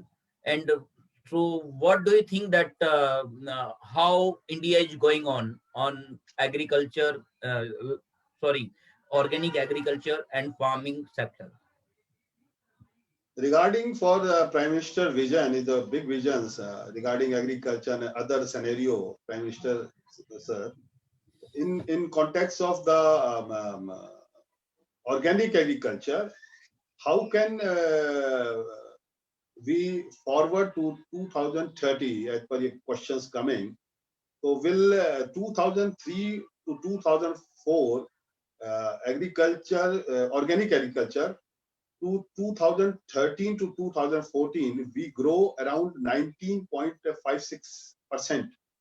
You scenario take, तो अगर हम उसको देखें कि जब 2013-14 के अंदर हम करीब 19% पे चले गए थे 2003-4 से, देन वी अगर 2020-30 में जाएंगे तो मेरे को लगता है 55 से 60% तक जैविक खेती पे हम चले जाएंगे। लेकिन उसके लिए वी ऑल मूव फॉरवर्ड, मैंने जैसे बीच में बोला भी था कि फार्मर के साथ साथ कंज्यूमर को भी आगे आना पड़ेगा और उसकी डिमांड होनी चाहिए कि मुझे जैविक चीज चाहिए। एक्चुअली जैविक चीज थोड़ा सा महंगी होगी चीजें, आप थोड़ा समझिए। जैविक अगर हम सीड लेते हैं या पौधा लेते हैं तो वो जो वो पड़ता है वो थोड़ा महंगा पड़ता है, तो उसकी जो चीजें होंगी वो महंगी होगी। अगर सरसों का ऑयल अगर आप उठाते हैं तो आपको 180 से 220 रुपए केजी मिलेगा, लीटर मिलेगा आपको। और एक जनरल ऑयल है सरसों का, अगर आप लेते हैं जो जैविक नहीं है, रासायनिक है, तो वो कहीं ना कहीं आपको 110-120 में, तो कहीं ना कहीं डबल के आसपास मान के चलो कि आप महंगा पड़ेगा। तो हमें आना पड़ेगा, अगर कंज्यूमर आगे बढ़े कि हाँ नहीं मुझे चाहिए ये, तो जो प्रोड्यूसर है यानी जो फार्मर हमारे भाई हैं बहन है वो उसको पैदा करेंगे। तो कहीं ना कहीं एंड यूजर जो हम हैं उसको आगे बढ़ना पड़ेगा और तभी हम ग्रो करके 2030 का विजन हम लोग चाह रहे हैं, या प्राइम मिनिस्टर साहब या जो भी रिस्पेक्टेड सीएम्स चाह रहे हैं, वो कहीं ना कहीं विश्व गुरु जो बनने के क्षेत्र में है वो हम तभी बढ़ पाएंगे जब हम यूज करें कोई चीज। Sir, as we know that Honorable Prime Minister recently greets that is I think you already know that very highlighted news in whole India that organic farmer are Papamal in Coimbatore on February 25, 2021. So do you think that really in a real sense that this sector will boom and inspire to so many youngsters and unorganized farming industries and who are working dedicatedly in the organic sector? So what do you think? Because it's a very great inspiration that Honorable Prime Minister is spread by his, it's a very humble and we can say a behavioral dynamic that is showing charismatic leadership of Honorable PM. So what do you think about this? Sir, regarding for the youth scenario, Sikkim, if you see the Sikkim में करीब 70% youth है। अगर Sikkim is coming in 100% organic, तो youth is almost ready to come forward to farming organic production। तो इसके लिए youth तो already ready है। दो लोग से मैं दो लोगों का एक समय एग्जांपल दूंगा। One of the very important corporate sectors person in Gurgaon, Microsoft, is salary is 18.25 lakhs per annum. He resigned from his company Microsoft and come to UP, one of village. वहां पर उनके पास करीब 30 बीघा के आसपास, बीघाज इन कॉल यूपी, बीघाज जमीन थी, उस पे उन्होंने ऑर्गेनिक शुरू किया। नाउ उनकी जो पैदावार 2 साल से जो उन्होंने मेरे को बताया है, मतलब आप विश्वास नहीं कर सकते हैं। He earned his profit earn around 20 to 22 lakhs rupees per annum. तो आप सोचो युवा तो आगे बढ़ चुका है। बस हमें ये है कि सरकार को और हमें, फिर मैं वही बात पे दोबारा पे आऊंगा, जो हमारा कंज्यूमर है, जो हम लोग एंड यूजर हैं, उन्हें आगे आना पड़ेगा कि हम इस प्रोडक्शन को आगे खरीदें। जब तक हम आगे बढ़ के खरीदेंगे नहीं, पैदा करने वाले तो पैदा करने के लिए रेडी बैठे हैं ना, लेकिन हम वहां पे मार्केट में हम ही आ जाते हैं कि हम सस्ती वाली चीज उठाते हैं, और वो सस्ती वाली रासायनिक चीजें होती हैं, उसको खा के फिर हम महंगी चीजों पे जाते हैं, क्योंकि जो दवा है वो महंगी चीजें हैं। तो अगर जब उसको दोनों को जोड़ोगे आप, तो कहीं ना कहीं अगर जैविक खा के, अगर महंगी खा करके और आगे लंबी जीवन जी सकते हैं और बीमारी हारी से बच सकते हैं, तो क्यों ना हम पहले पैसा ज्यादा दें और अच्छी चीजों को खाएं, बनिस्पत की हम रासायनिक खा करके और फिर हॉस्पिटल की तरफ मूव करके वहां पैसा दें।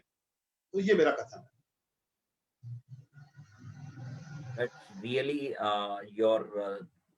I think intellectual input will very valuable for whole audience, and I assured that this organic farming will boost in upcoming times, and very soon it will take more speed than our desire, and I assure that your input will be very valuable for every part of the audience. Maybe it is scholars, students, and their new generation of farmers, for everyone, and various senior practitioners are here of today. So I would like to greet to them also on behalf of you, that they all are connected and very eager to still have desire to learn and to innovate in this field. Even so many practitioner and the senior expert are there in the field of agriculture. So I would like to know from your side today, any senior expert or your colleague friends are here. So we would like to publicly greet to them. So kindly first of you just uh, take their name, who is there. Hello, Yeah. you question me? Your voice is Yes, cracking, yes, sir. yes. Actually, few senior practitioners are there. I think they will join. You told me. So some experts. So from this panel discussion, we would like to greet to them. If they are active, we can take on spotlight.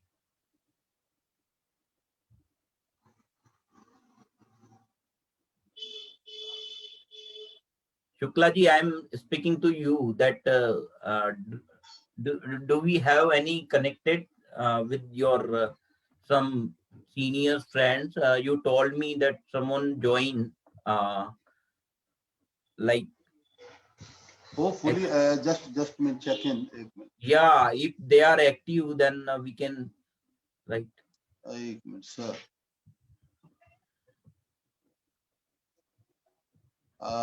Is this one Ghanshyam Gupta?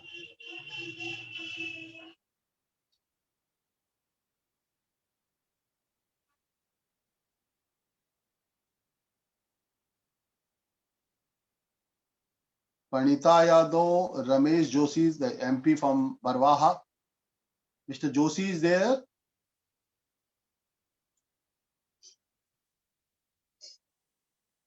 Mr. Ghanshyam Gupta is there. Sir, Mr. Ghanshyam Gupta, sir. Ghanshyam ji, if you are here, please reply.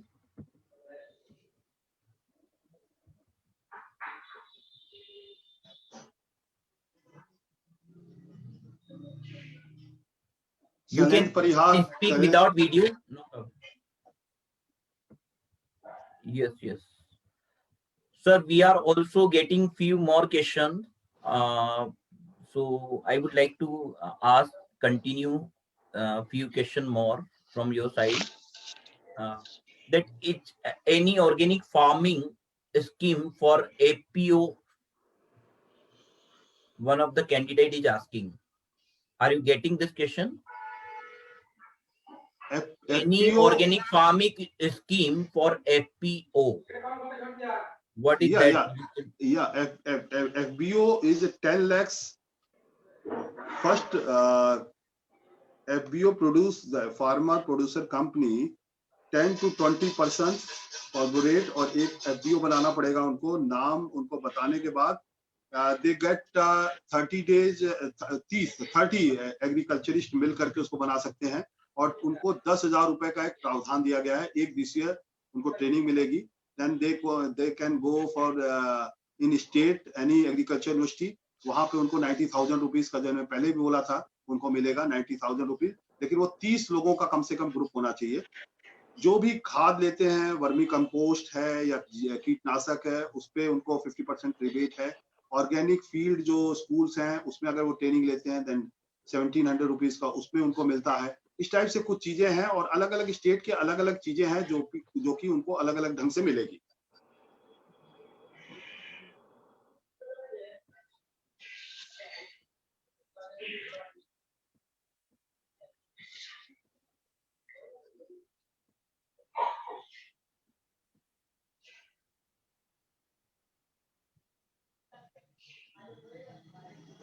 If anyone have more questions, they can speak directly. They can unmute themselves. Sir, one more question comes from one audience. How to sell the organic produce with better price? We all know production will be less than the normal farming practices. Definitely, it's a truth. This is a very important question. Thank you. जिन्होंने भी पूछा है, thank you very much. Production sell करना आज की date में सबसे बड़ी प्रॉब्लम गवर्नमेंट ऑफ इंडिया को आ रही है। तो गवर्नमेंट ऑफ इंडिया को कोई चीज प्रॉब्लम आ रही है तो स्टेट गवर्नमेंट तो ऑटोमेटिक उसके अंदर सेकेंडरी पोजीशन पे है। वो है market. The biggest problem in the farming of anything sold out is the, चाहे वो रासायनिक पे हो चाहे जैविक पे हो, वो मार्केट है। और मार्केट के लिए आप देख रहे हो कि इतनी सारी प्रॉब्लम्स खड़ी हो रही है और इतने दिनों से स्ट्राइक्स और दुनिया भर की चीजें चल रही है, उस पर हम नहीं जाएंगे। तो मार्केट फिर वहीं पे असली चीज वहीं आता है कि प्रोडक्शन हम कर तो लेते हैं लेकिन प्रोडक्शन को परचेज करने वाला, खरीदने वाला यूजर नहीं है। तो हमें आगे बढ़ना पड़ेगा, खरीदने वाला बनना पड़ेगा। और कहीं ना कहीं उसके लिए छोटी छोटी कार्यशालाएं जो स्टेट गवर्नमेंट में, हम यूपी में भी कुछ कर रहे हैं, कुछ जगहों पे हम स्टार्ट किया हमने कि हम छोटी छोटी जा करके लोगों को एक टोली बनाकर नाट्यशाला टाइप का करके कुछ प्ले करके कुछ पोयम के द्वारा, कुछ नाट्य कला के द्वारा हम सिखाते हैं कि उसके खाने, मतलब जैविक महंगी चीज जरूर है लेकिन कहीं ना कहीं हमारे शरीर को, क्योंकि अगर ये शरीर ही नहीं रहा तो क्या फायदा फिर। अभी आपने देखा कोविड की वजह से 360 डिग्री पे सारा चीज सिनेरियो चेंज हो गया। अरबपति खरबपति लोग नहीं रहे यहाँ पे। तो इसने पूरा बता दिया कि पहले हम कहते थे कि wealth is important then health is important, but अब उल्टा हो गया कि health is first then wealth is second. पैसा कितना भी हो, पैसा खाया नहीं जा सकता है, शरीर स्वस्थ रहेगा तो यूज किया जा सकता है। तो कहीं ना कहीं हम ऑर्गेनिक पे जाएंगे तो हमारी इम्यून सिस्टम है वो बेटर होगा। आज क्यों गिलोय है या जो भी आयुर्वेदिक चीजों पे गए अगर इंडिया के लोग, तो ज्यादा लंबा फाइट कर पाए इस कोविड से। वही अगर आप फॉरेन का देखो, बॉडी स्ट्रक्चर बहुत बढ़िया होता है, इम्यून सिस्टम कमजोर होता है फॉरेनर्स का, इसीलिए वो ज्यादा से ज्यादा उनके साथ गड़बड़ हुआ फॉरेन कंट्री में। बट हमारे यहाँ हल्के लोग जरूर होंगे लेकिन इम्यून सिस्टम इतना मजबूत होगा। अगर हंस के भी मैं हंसते हुए बोलूं कि अगर वो पत्थर खाएं तो चबा जाएं और पचा जाएं, वो तो इसमें शक की बात नहीं है। तो इम्यून सिस्टम कैसे बढ़ेगा? अगर जैविक की तरफ जाएंगे तभी तो बढ़ेगा आपका। तो जैविक को हमें अपनाना है, जीवन सुगम बनाना है और लंबा जीवन अपनाना है, तो जैविक को अपनाना है। यही मैं कहना चाहूंगा आप लोगों से। Very good sir. अगर देखा जाए तो अगर हम बात करें ऑर्गेनिक फार्मिंग की तो इस क्षेत्र में अपार संभावना है युवाओं के लिए, महिला वर्ग के लिए, नई जनरेशन जो किसान वर्ग हैं उनके लिए, और वर्तमान में जो यानी कि खेती के बारे में अगर ऑर्गेनिक फार्मिंग के क्षेत्र में अगर वो करियर बनाना चाहते हैं और प्रोफेशनली इस क्षेत्र में देश की उन्नति में अपनी भागीदारी देना चाहते हैं, तो यह क्षेत्र वाकई में कई संभावना भरा है और इसमें कोई क्वेश्चन नहीं है। और मैं चाहता हूं कि इस संदर्भ में अगर हम बात करें सस्टेनेबल डेवलपमेंट की, जो कि हमारा मिशन है, तो सर मैं आपसे एक बहुत महत्वपूर्ण ये प्रश्न करना चाहता हूं कि इसमें आपके विचार क्या आप सोचते हैं इस संदर्भ में कि सस्टेनेबल डेवलपमेंट, सतत विकास की जो संभावना है भारत के लिए, जो लक्ष्य रखा गया है यूनाइटेड नेशन के प्रिंसिपल के तहत, वह भारत को ऑर्गेनिक फार्मिंग के द्वारा भारत को कितनी अतिशीघ्रता से सस्टेनेबल डेवलपमेंट के गोल को पूरा करने के लिए एक आशान्वित स्टेज प्रोवाइड कर सकता है। Because organic farming is just a part of the developed country. Because जो भी बड़े बड़े देश हैं वहाँ ऑर्गेनिक फार्मिंग में काफी तीव्र गति से प्रगति हुई है। तो आप भारत देश के संदर्भ में अन्य विदेशों से, क्योंकि आप पूरे देश विदेश में आप अभी तक मल्टीपल वर्ल्ड रिकॉर्ड रहे हैं और आपने विभिन्न क्षेत्रों में परचम हासिल किए हैं, राष्ट्रीय अंतर्राष्ट्रीय स्तर पर अपनी ख्याति प्राप्त की है। अपने यूपी स्टेट का ही नहीं, आपने पूरे देश का नाम रोशन किया है। जिस क्षेत्र में आप मल्टीटास्किंग पर्सनालिटी है, मल्टीलैटरल मल्टी सेगमेंट क्षेत्र में आपने कई विभिन्न क्षेत्रों में like motivational, women empowerment, human right issues, different आप हमेशा किसानों की आवाज को बुलंद करने में भी आपका भारत सरकार के कई स्कीम्स में आपका योगदान रहा है। आपने पॉलिसी मेकिंग के संदर्भ में भी कई सारी जो आपने उसके लिए एडवाइजेस और जो आपने कई सारी संभावनाएं भरी आपकी जो रिसर्च मेथोडोलॉजीज है वो आपने लेक्चर राइटिंग के माध्यम से, विभिन्न मीडिया के माध्यम से भी आपने जन जन तक पहुंचाया है। तो मैं आपसे यही प्रश्न पूछना चाहूंगा कि सस्टेनेबल डेवलपमेंट के क्षेत्र में ऑर्गेनिक फार्मिंग, ऑर्गेनिक एग्रीकल्चर का क्या योगदान हो सकता है? कैसे यह भारत देश को पुनः विश्व गुरु के जो पद था, कहते हैं सोने की चिड़िया भारत देश, पर अभी तो सोने की चिड़िया मुझे लगता नहीं है। तो क्या यह संभव हो सकता है ऑर्गेनिक फार्मिंग की अगर बात करें तो?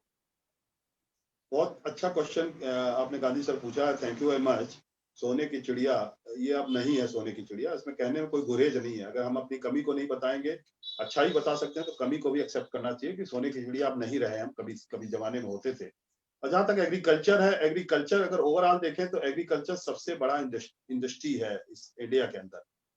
और हमारे जो फार्मर्स हैं, हमारे जो भाई बहन हैं, फार्मर्स भाई बहन हैं, हमारे कभी स्वर्गीय लाल बहादुर शास्त्री जी ने एक नारा दिया था, जय जवान जय किसान। उसमें जवान की तो पूजा हर जगह की जाती है, लेकिन किसानों को हर जगह पे कहीं ना कहीं वो पीछे रह जाते हैं, और पीछे रखा भी जाता है या रह भी जाते हैं। अब उसमें सिनेरियो में हम नहीं जाएंगे। जहां तक ऑर्गेनिक एग्रीकल्चर की बात है, इतना बड़ा इंडस्ट्री अगर है एग्रीकल्चर, और उसमें से अगर हम 50-60% भी ऑर्गेनिक पे अभी आ जाते हैं, तो मैं इसमें गुरेज नहीं कह रहा हूँ कि जो सोने की चिड़िया वर्ड आपने बोला है, 50 से 60% पे अगर हम सही ढंग से काम कर लें इस ऑर्गेनिक के ऊपर, फार्मिंग के ऊपर, तो हम विश्व गुरु बन नहीं भी पा रहे हैं तो उसके आसपास पहुंच जाएंगे। क्योंकि अगर आप एक छोटा सा, फिर अब कहीं ना कहीं वो कोविड जो भयानक राक्षस है, उसका नाम लेना पड़ जा रहा है मेरे को, कि कहाँ हम एक भी किट तैयार नहीं कर पा रहे थे, एक भी हमारे पास ग्लव्स नहीं थे, सब चीजें नहीं थी। केवल एक आवाज, केवल एक शख्स ने आवाज दिया, और एक शख्स की आवाज से पता है क्या हुआ, कि जो हम हैंड सैनिटाइजर, जो हमारी चीनी मिले थी, गन्ना प्योर करके और चीनी बनाती थी, उन्होंने गन्ने को स्टॉप कर दिया, क्योंकि गन्ने का सीजन नहीं था उस समय, और वो हैंड सैनिटाइजर पे आ गए। अब सोचिए, इतना हैंड सैनिटाइजर हो गया कि अगर आप जाइए तो शायद 1 रुपया 2 रुपया लीटर मिल जाता है, ये हालत है।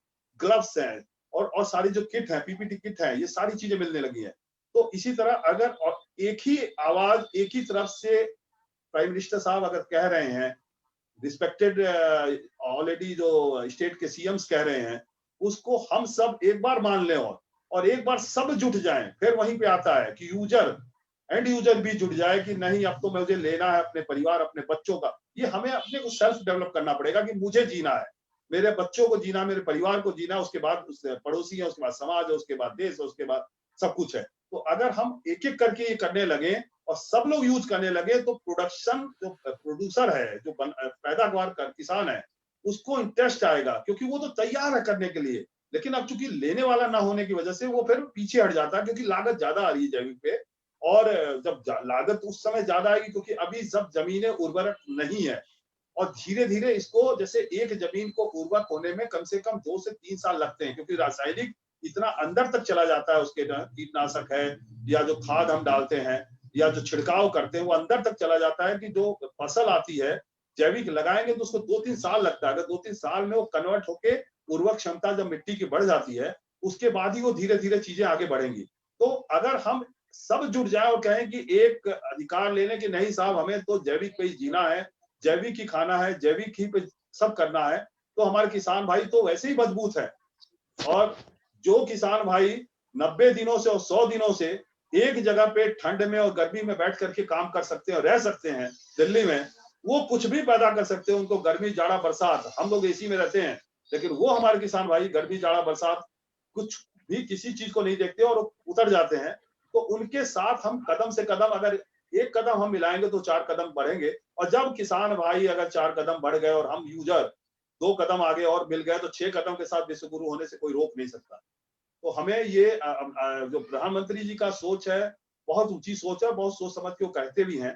तो उस सोच को बढ़ावा देने के लिए हर एक भारत के नागरिक को, एक तो 130 करोड़ जनता है, वो कसम खा ले कि नहीं साहब, हमें तो आज ये कसम लेना है कि हम खाएंगे तो ऑर्गेनिक ही, पिएंगे तो ऑर्गेनिक ही, जिएंगे तो ऑर्गेनिक ही। तो खाना पीना जीना है ऑर्गेनिक के साथ, तभी भारत विश्व गुरु बनेगा बारंबार। वेरी गुड सर, ये तो बहुत ही अच्छी बात कही आपने। मुझे लगता है ये बहुत प्रेरणास्पद तथ्य रहेगा सभी ऑडियंस के लिए। और मैं सर, कुछ ऑडियंस ने क्वेश्चन किए हैं कि क्या स्कीम्स कुछ है इस सेक्टर में, तो मैं बताना चाहूंगा कि एक परंपरागत कृषि विकास योजना, सर आप जानते होंगे। हाँ जी, सर आप सुन पा रहे हैं मैंने मुझे? हाँ बताया था ना हाँ, तो परंपरागत। परंपरागत कृषि विकास योजना को सर थोड़ा सा आप इसे डिटेल में समझाएंगे 5 to 10 मिनट के अंदर। एक्चुअली कोई ऑडियंस उसे डिटेल में पूछना चाह रहा है कि इसके उद्देश्य, और ताकि इसमें ये स्कॉलर्स के लिए भी बेटर होगा। किसानों को प्रोत्साहन सरकार 3 साल के लिए प्रति क्लस्टर 10 लाख रुपए देती है। 3,30,000 रुपए पहले महीने देगी, फिर 3,30,000 रुपए, इसमें 30 किसान होने चाहिए, तीसरे साल देगी। तो ये परंपरागत जो खेती है, इसके लिए किसानों को सरकार सेंट्रल गवर्नमेंट की तरफ से प्रत्येक क्लस्टर के हिसाब से 10 लाख रुपए का अनुदान इसके अंदर, ये परंपरागत उसके अंदर देते हैं।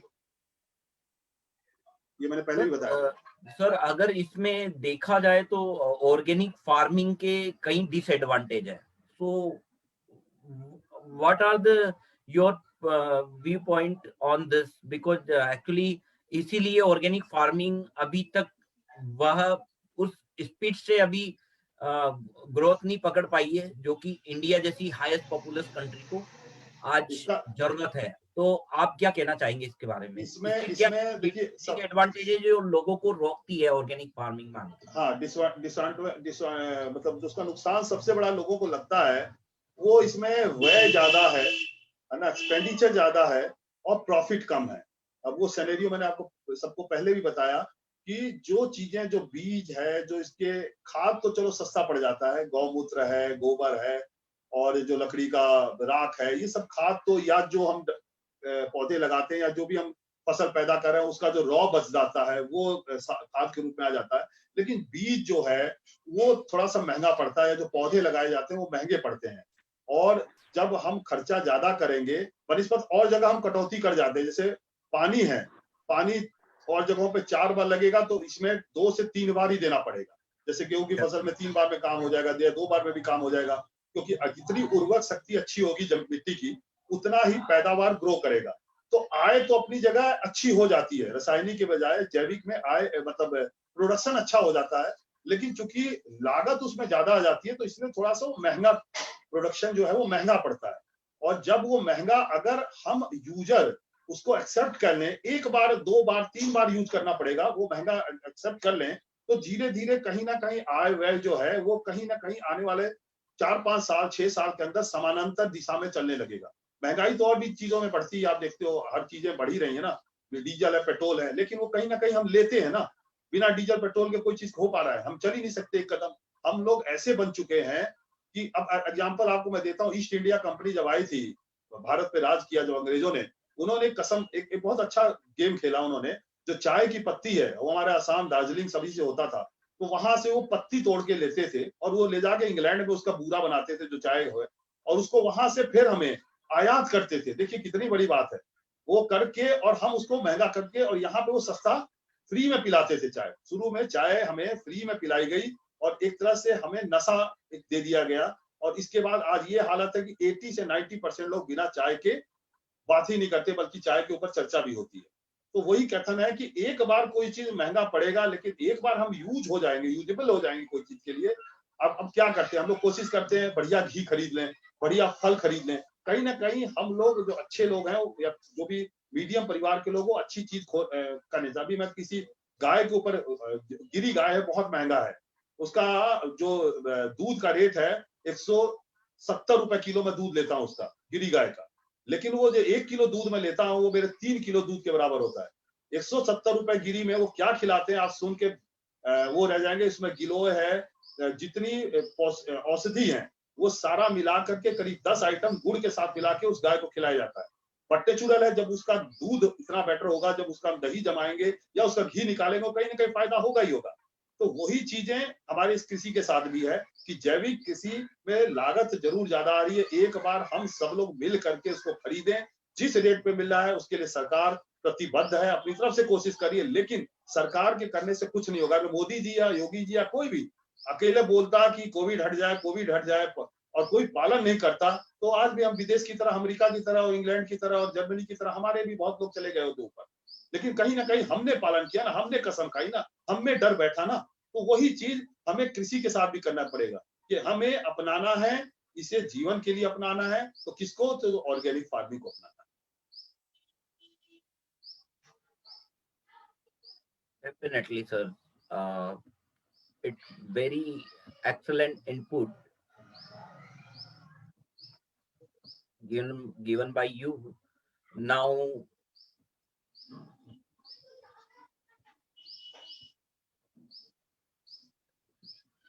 still, if you all anyone have questions, I think question has been stopped now. I would like to conclude this session. So, in the short and brief, I would like to deliberate in a short and concise way that our today's outcome, that I assure that organic agriculture will prosper in India and will contribute in feeding 1.5 billion people by 2030. According to statistics by ASSOCHAM and Tech SCI, the organic farming market in India will reach around $1.36 billion by 2020, with a growth rate of 25 to 30% per year, as our today expert, Honorable Shiv Shankar Shuklaji, has explored in his very superb research-based presentation, starting from fundamental to he has gone as a depth that is very valuable for among whole scholars, policymakers, academicians, and policy practitioners who are working in the field of organic agriculture.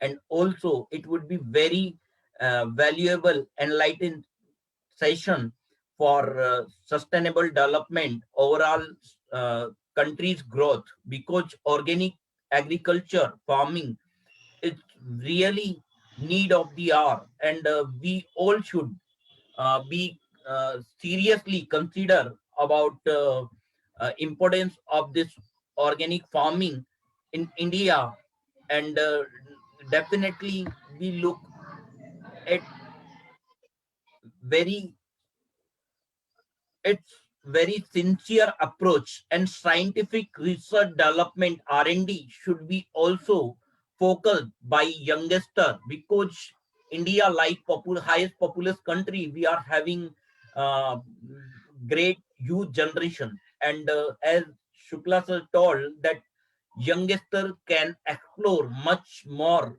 opportunity in this sector, and it would be a very we can say it would be very uh, great for India in this COVID pandemic time, when health issues are very much important among the whole population, each in each and every segment of people, population dynamic.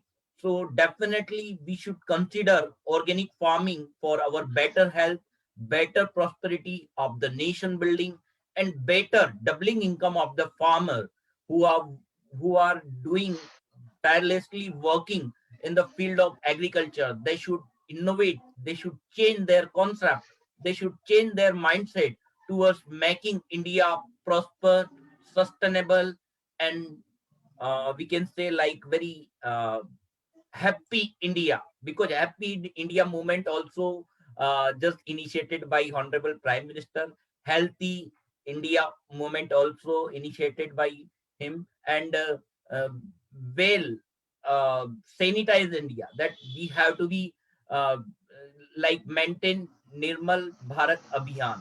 So definitely, if we will be a clean, neat, and prosper, and how it is possible when we will be eating very good food, and everything we will take as an organic, and organic farming is the need of the hour to maintain India as a very developed country and healthy nation towards whole inclusive world. So, and by the end of the session, I would like to again thank you so much to Honorable Dr. Shiv Shankar Shukla ji for your valuable time to come over here and enlighten our whole audience across the globe. They are coming, and different parts of state of the India too. So I again thank you so much, sir, for your valuable input to for today's session. And well, in a short brief, I would like to know your remark for MSME CCII, that SDG, as Sustainable Development Goals series, which we are taking under able leadership of Honorable Chairman Indrajit Ghosh sir. So, what is your remark in a 1 minute? Just you have to give remark to for whole MSME CCII team, because he also have taken you and the global advisory board members due to your dedication and discipline and determination towards better sustainable development goals mission. So please, sir, give your input as a concluding remarks for Thank MSME. you, Dr. N.P. Gandhi, sir. Very thanks to Honorable Global Chairman Indrajit Ghosh, sir, and you both. कि आप लोगों ने मैं थोड़ा सा हिंदी इसलिए भी बोलता हूँ कि ना हिंदी एक वर्ड ऐसा है जो हमें एक दूसरे से जोड़ता है, और कहीं ना कहीं राष्ट्रभाषा है, और अंग्रेजी हम लोग बोल सकते हैं, लेकिन हिंदी में कहीं ना कहीं अपनत्व तो ज्यादा दिखाई देता है बनिस्पत अंग्रेजी के। तो मैं थोड़ा सा हिंदी में, चूंकि एमएसएमई सीसीआईआई का एक बहुत अच्छा विलक्षण और बहुत अच्छा एक मुहिम जो चली है कि हर दूसरे दिन किसी न किसी टॉपिक के ऊपर, और बहुत इंपॉर्टेंट टॉपिक के ऊपर जो हम लोग डिस्कशन करते हैं, और जो टॉप लोग बुलाए गए हैं या जो भी एमएसएमई में हैं, पद्मश्री पद्म भूषण से सम्मानित ऑनरेबल सभी गेस्ट हैं हमारे, तो उससे कहीं ना कहीं बहुत अच्छा आगे, और ग्लोबली चूंकि एमएसएमई का ऑफिसेज हैं, फॉरेन के अंदर भी, इंडिया के अंदर भी ऑफिसेज हैं, और जो सोच है वो बहुत अलग है, एक अलग है कहीं ना कहीं। घोष सर बहुत क्रिएटिव रहते हैं अपने में, मैं उनके पोस्ट भी देखता रहता हूँ, चीजें भी देखता रहता हूँ, एफबी पे भी उनका आता है। तो कोई ऐसा दिन नहीं होगा जब घोष सर को कहीं ना कहीं से ऑनर्ड नहीं मिल रहा हो, और ये बहुत अच्छी बात है एमएसएमई चैम्बर ऑफ कॉमर्स के लिए, सीसीआई के लिए, कि कहीं ना कहीं जब सुपर बॉस जो है आपका अगर कहीं ना कहीं ऑनर्ड किया जा रहा है, कहीं ना कहीं कुछ सम्मान प्राप्त कर रहा है, तो उसके साथ वाले जो कलीग्स हैं उनको भी सम्मान और गौरव का अनुभव होता है। और उनको भी अभी हमने देखा कि शायद नेपाल के साथ भी एक आप लोगों ने एमएसएमई सीसीआई ने एक पास किया है आपस में। तो भगवान करे ऐसा ही आगे बढ़िया चलता रहे, और हम सदैव आपके साथ हैं, और अगली बार कुछ नई चीजों के साथ फिर हम आपके साथ आएंगे। और वंस अगेन ऑनरेबल चेयरमैन साहब को और गांधी सर आपको बहुत बहुत धन्यवाद, और दिल की गहराइयों से बहुत बहुत धन्यवाद। Thank you very much.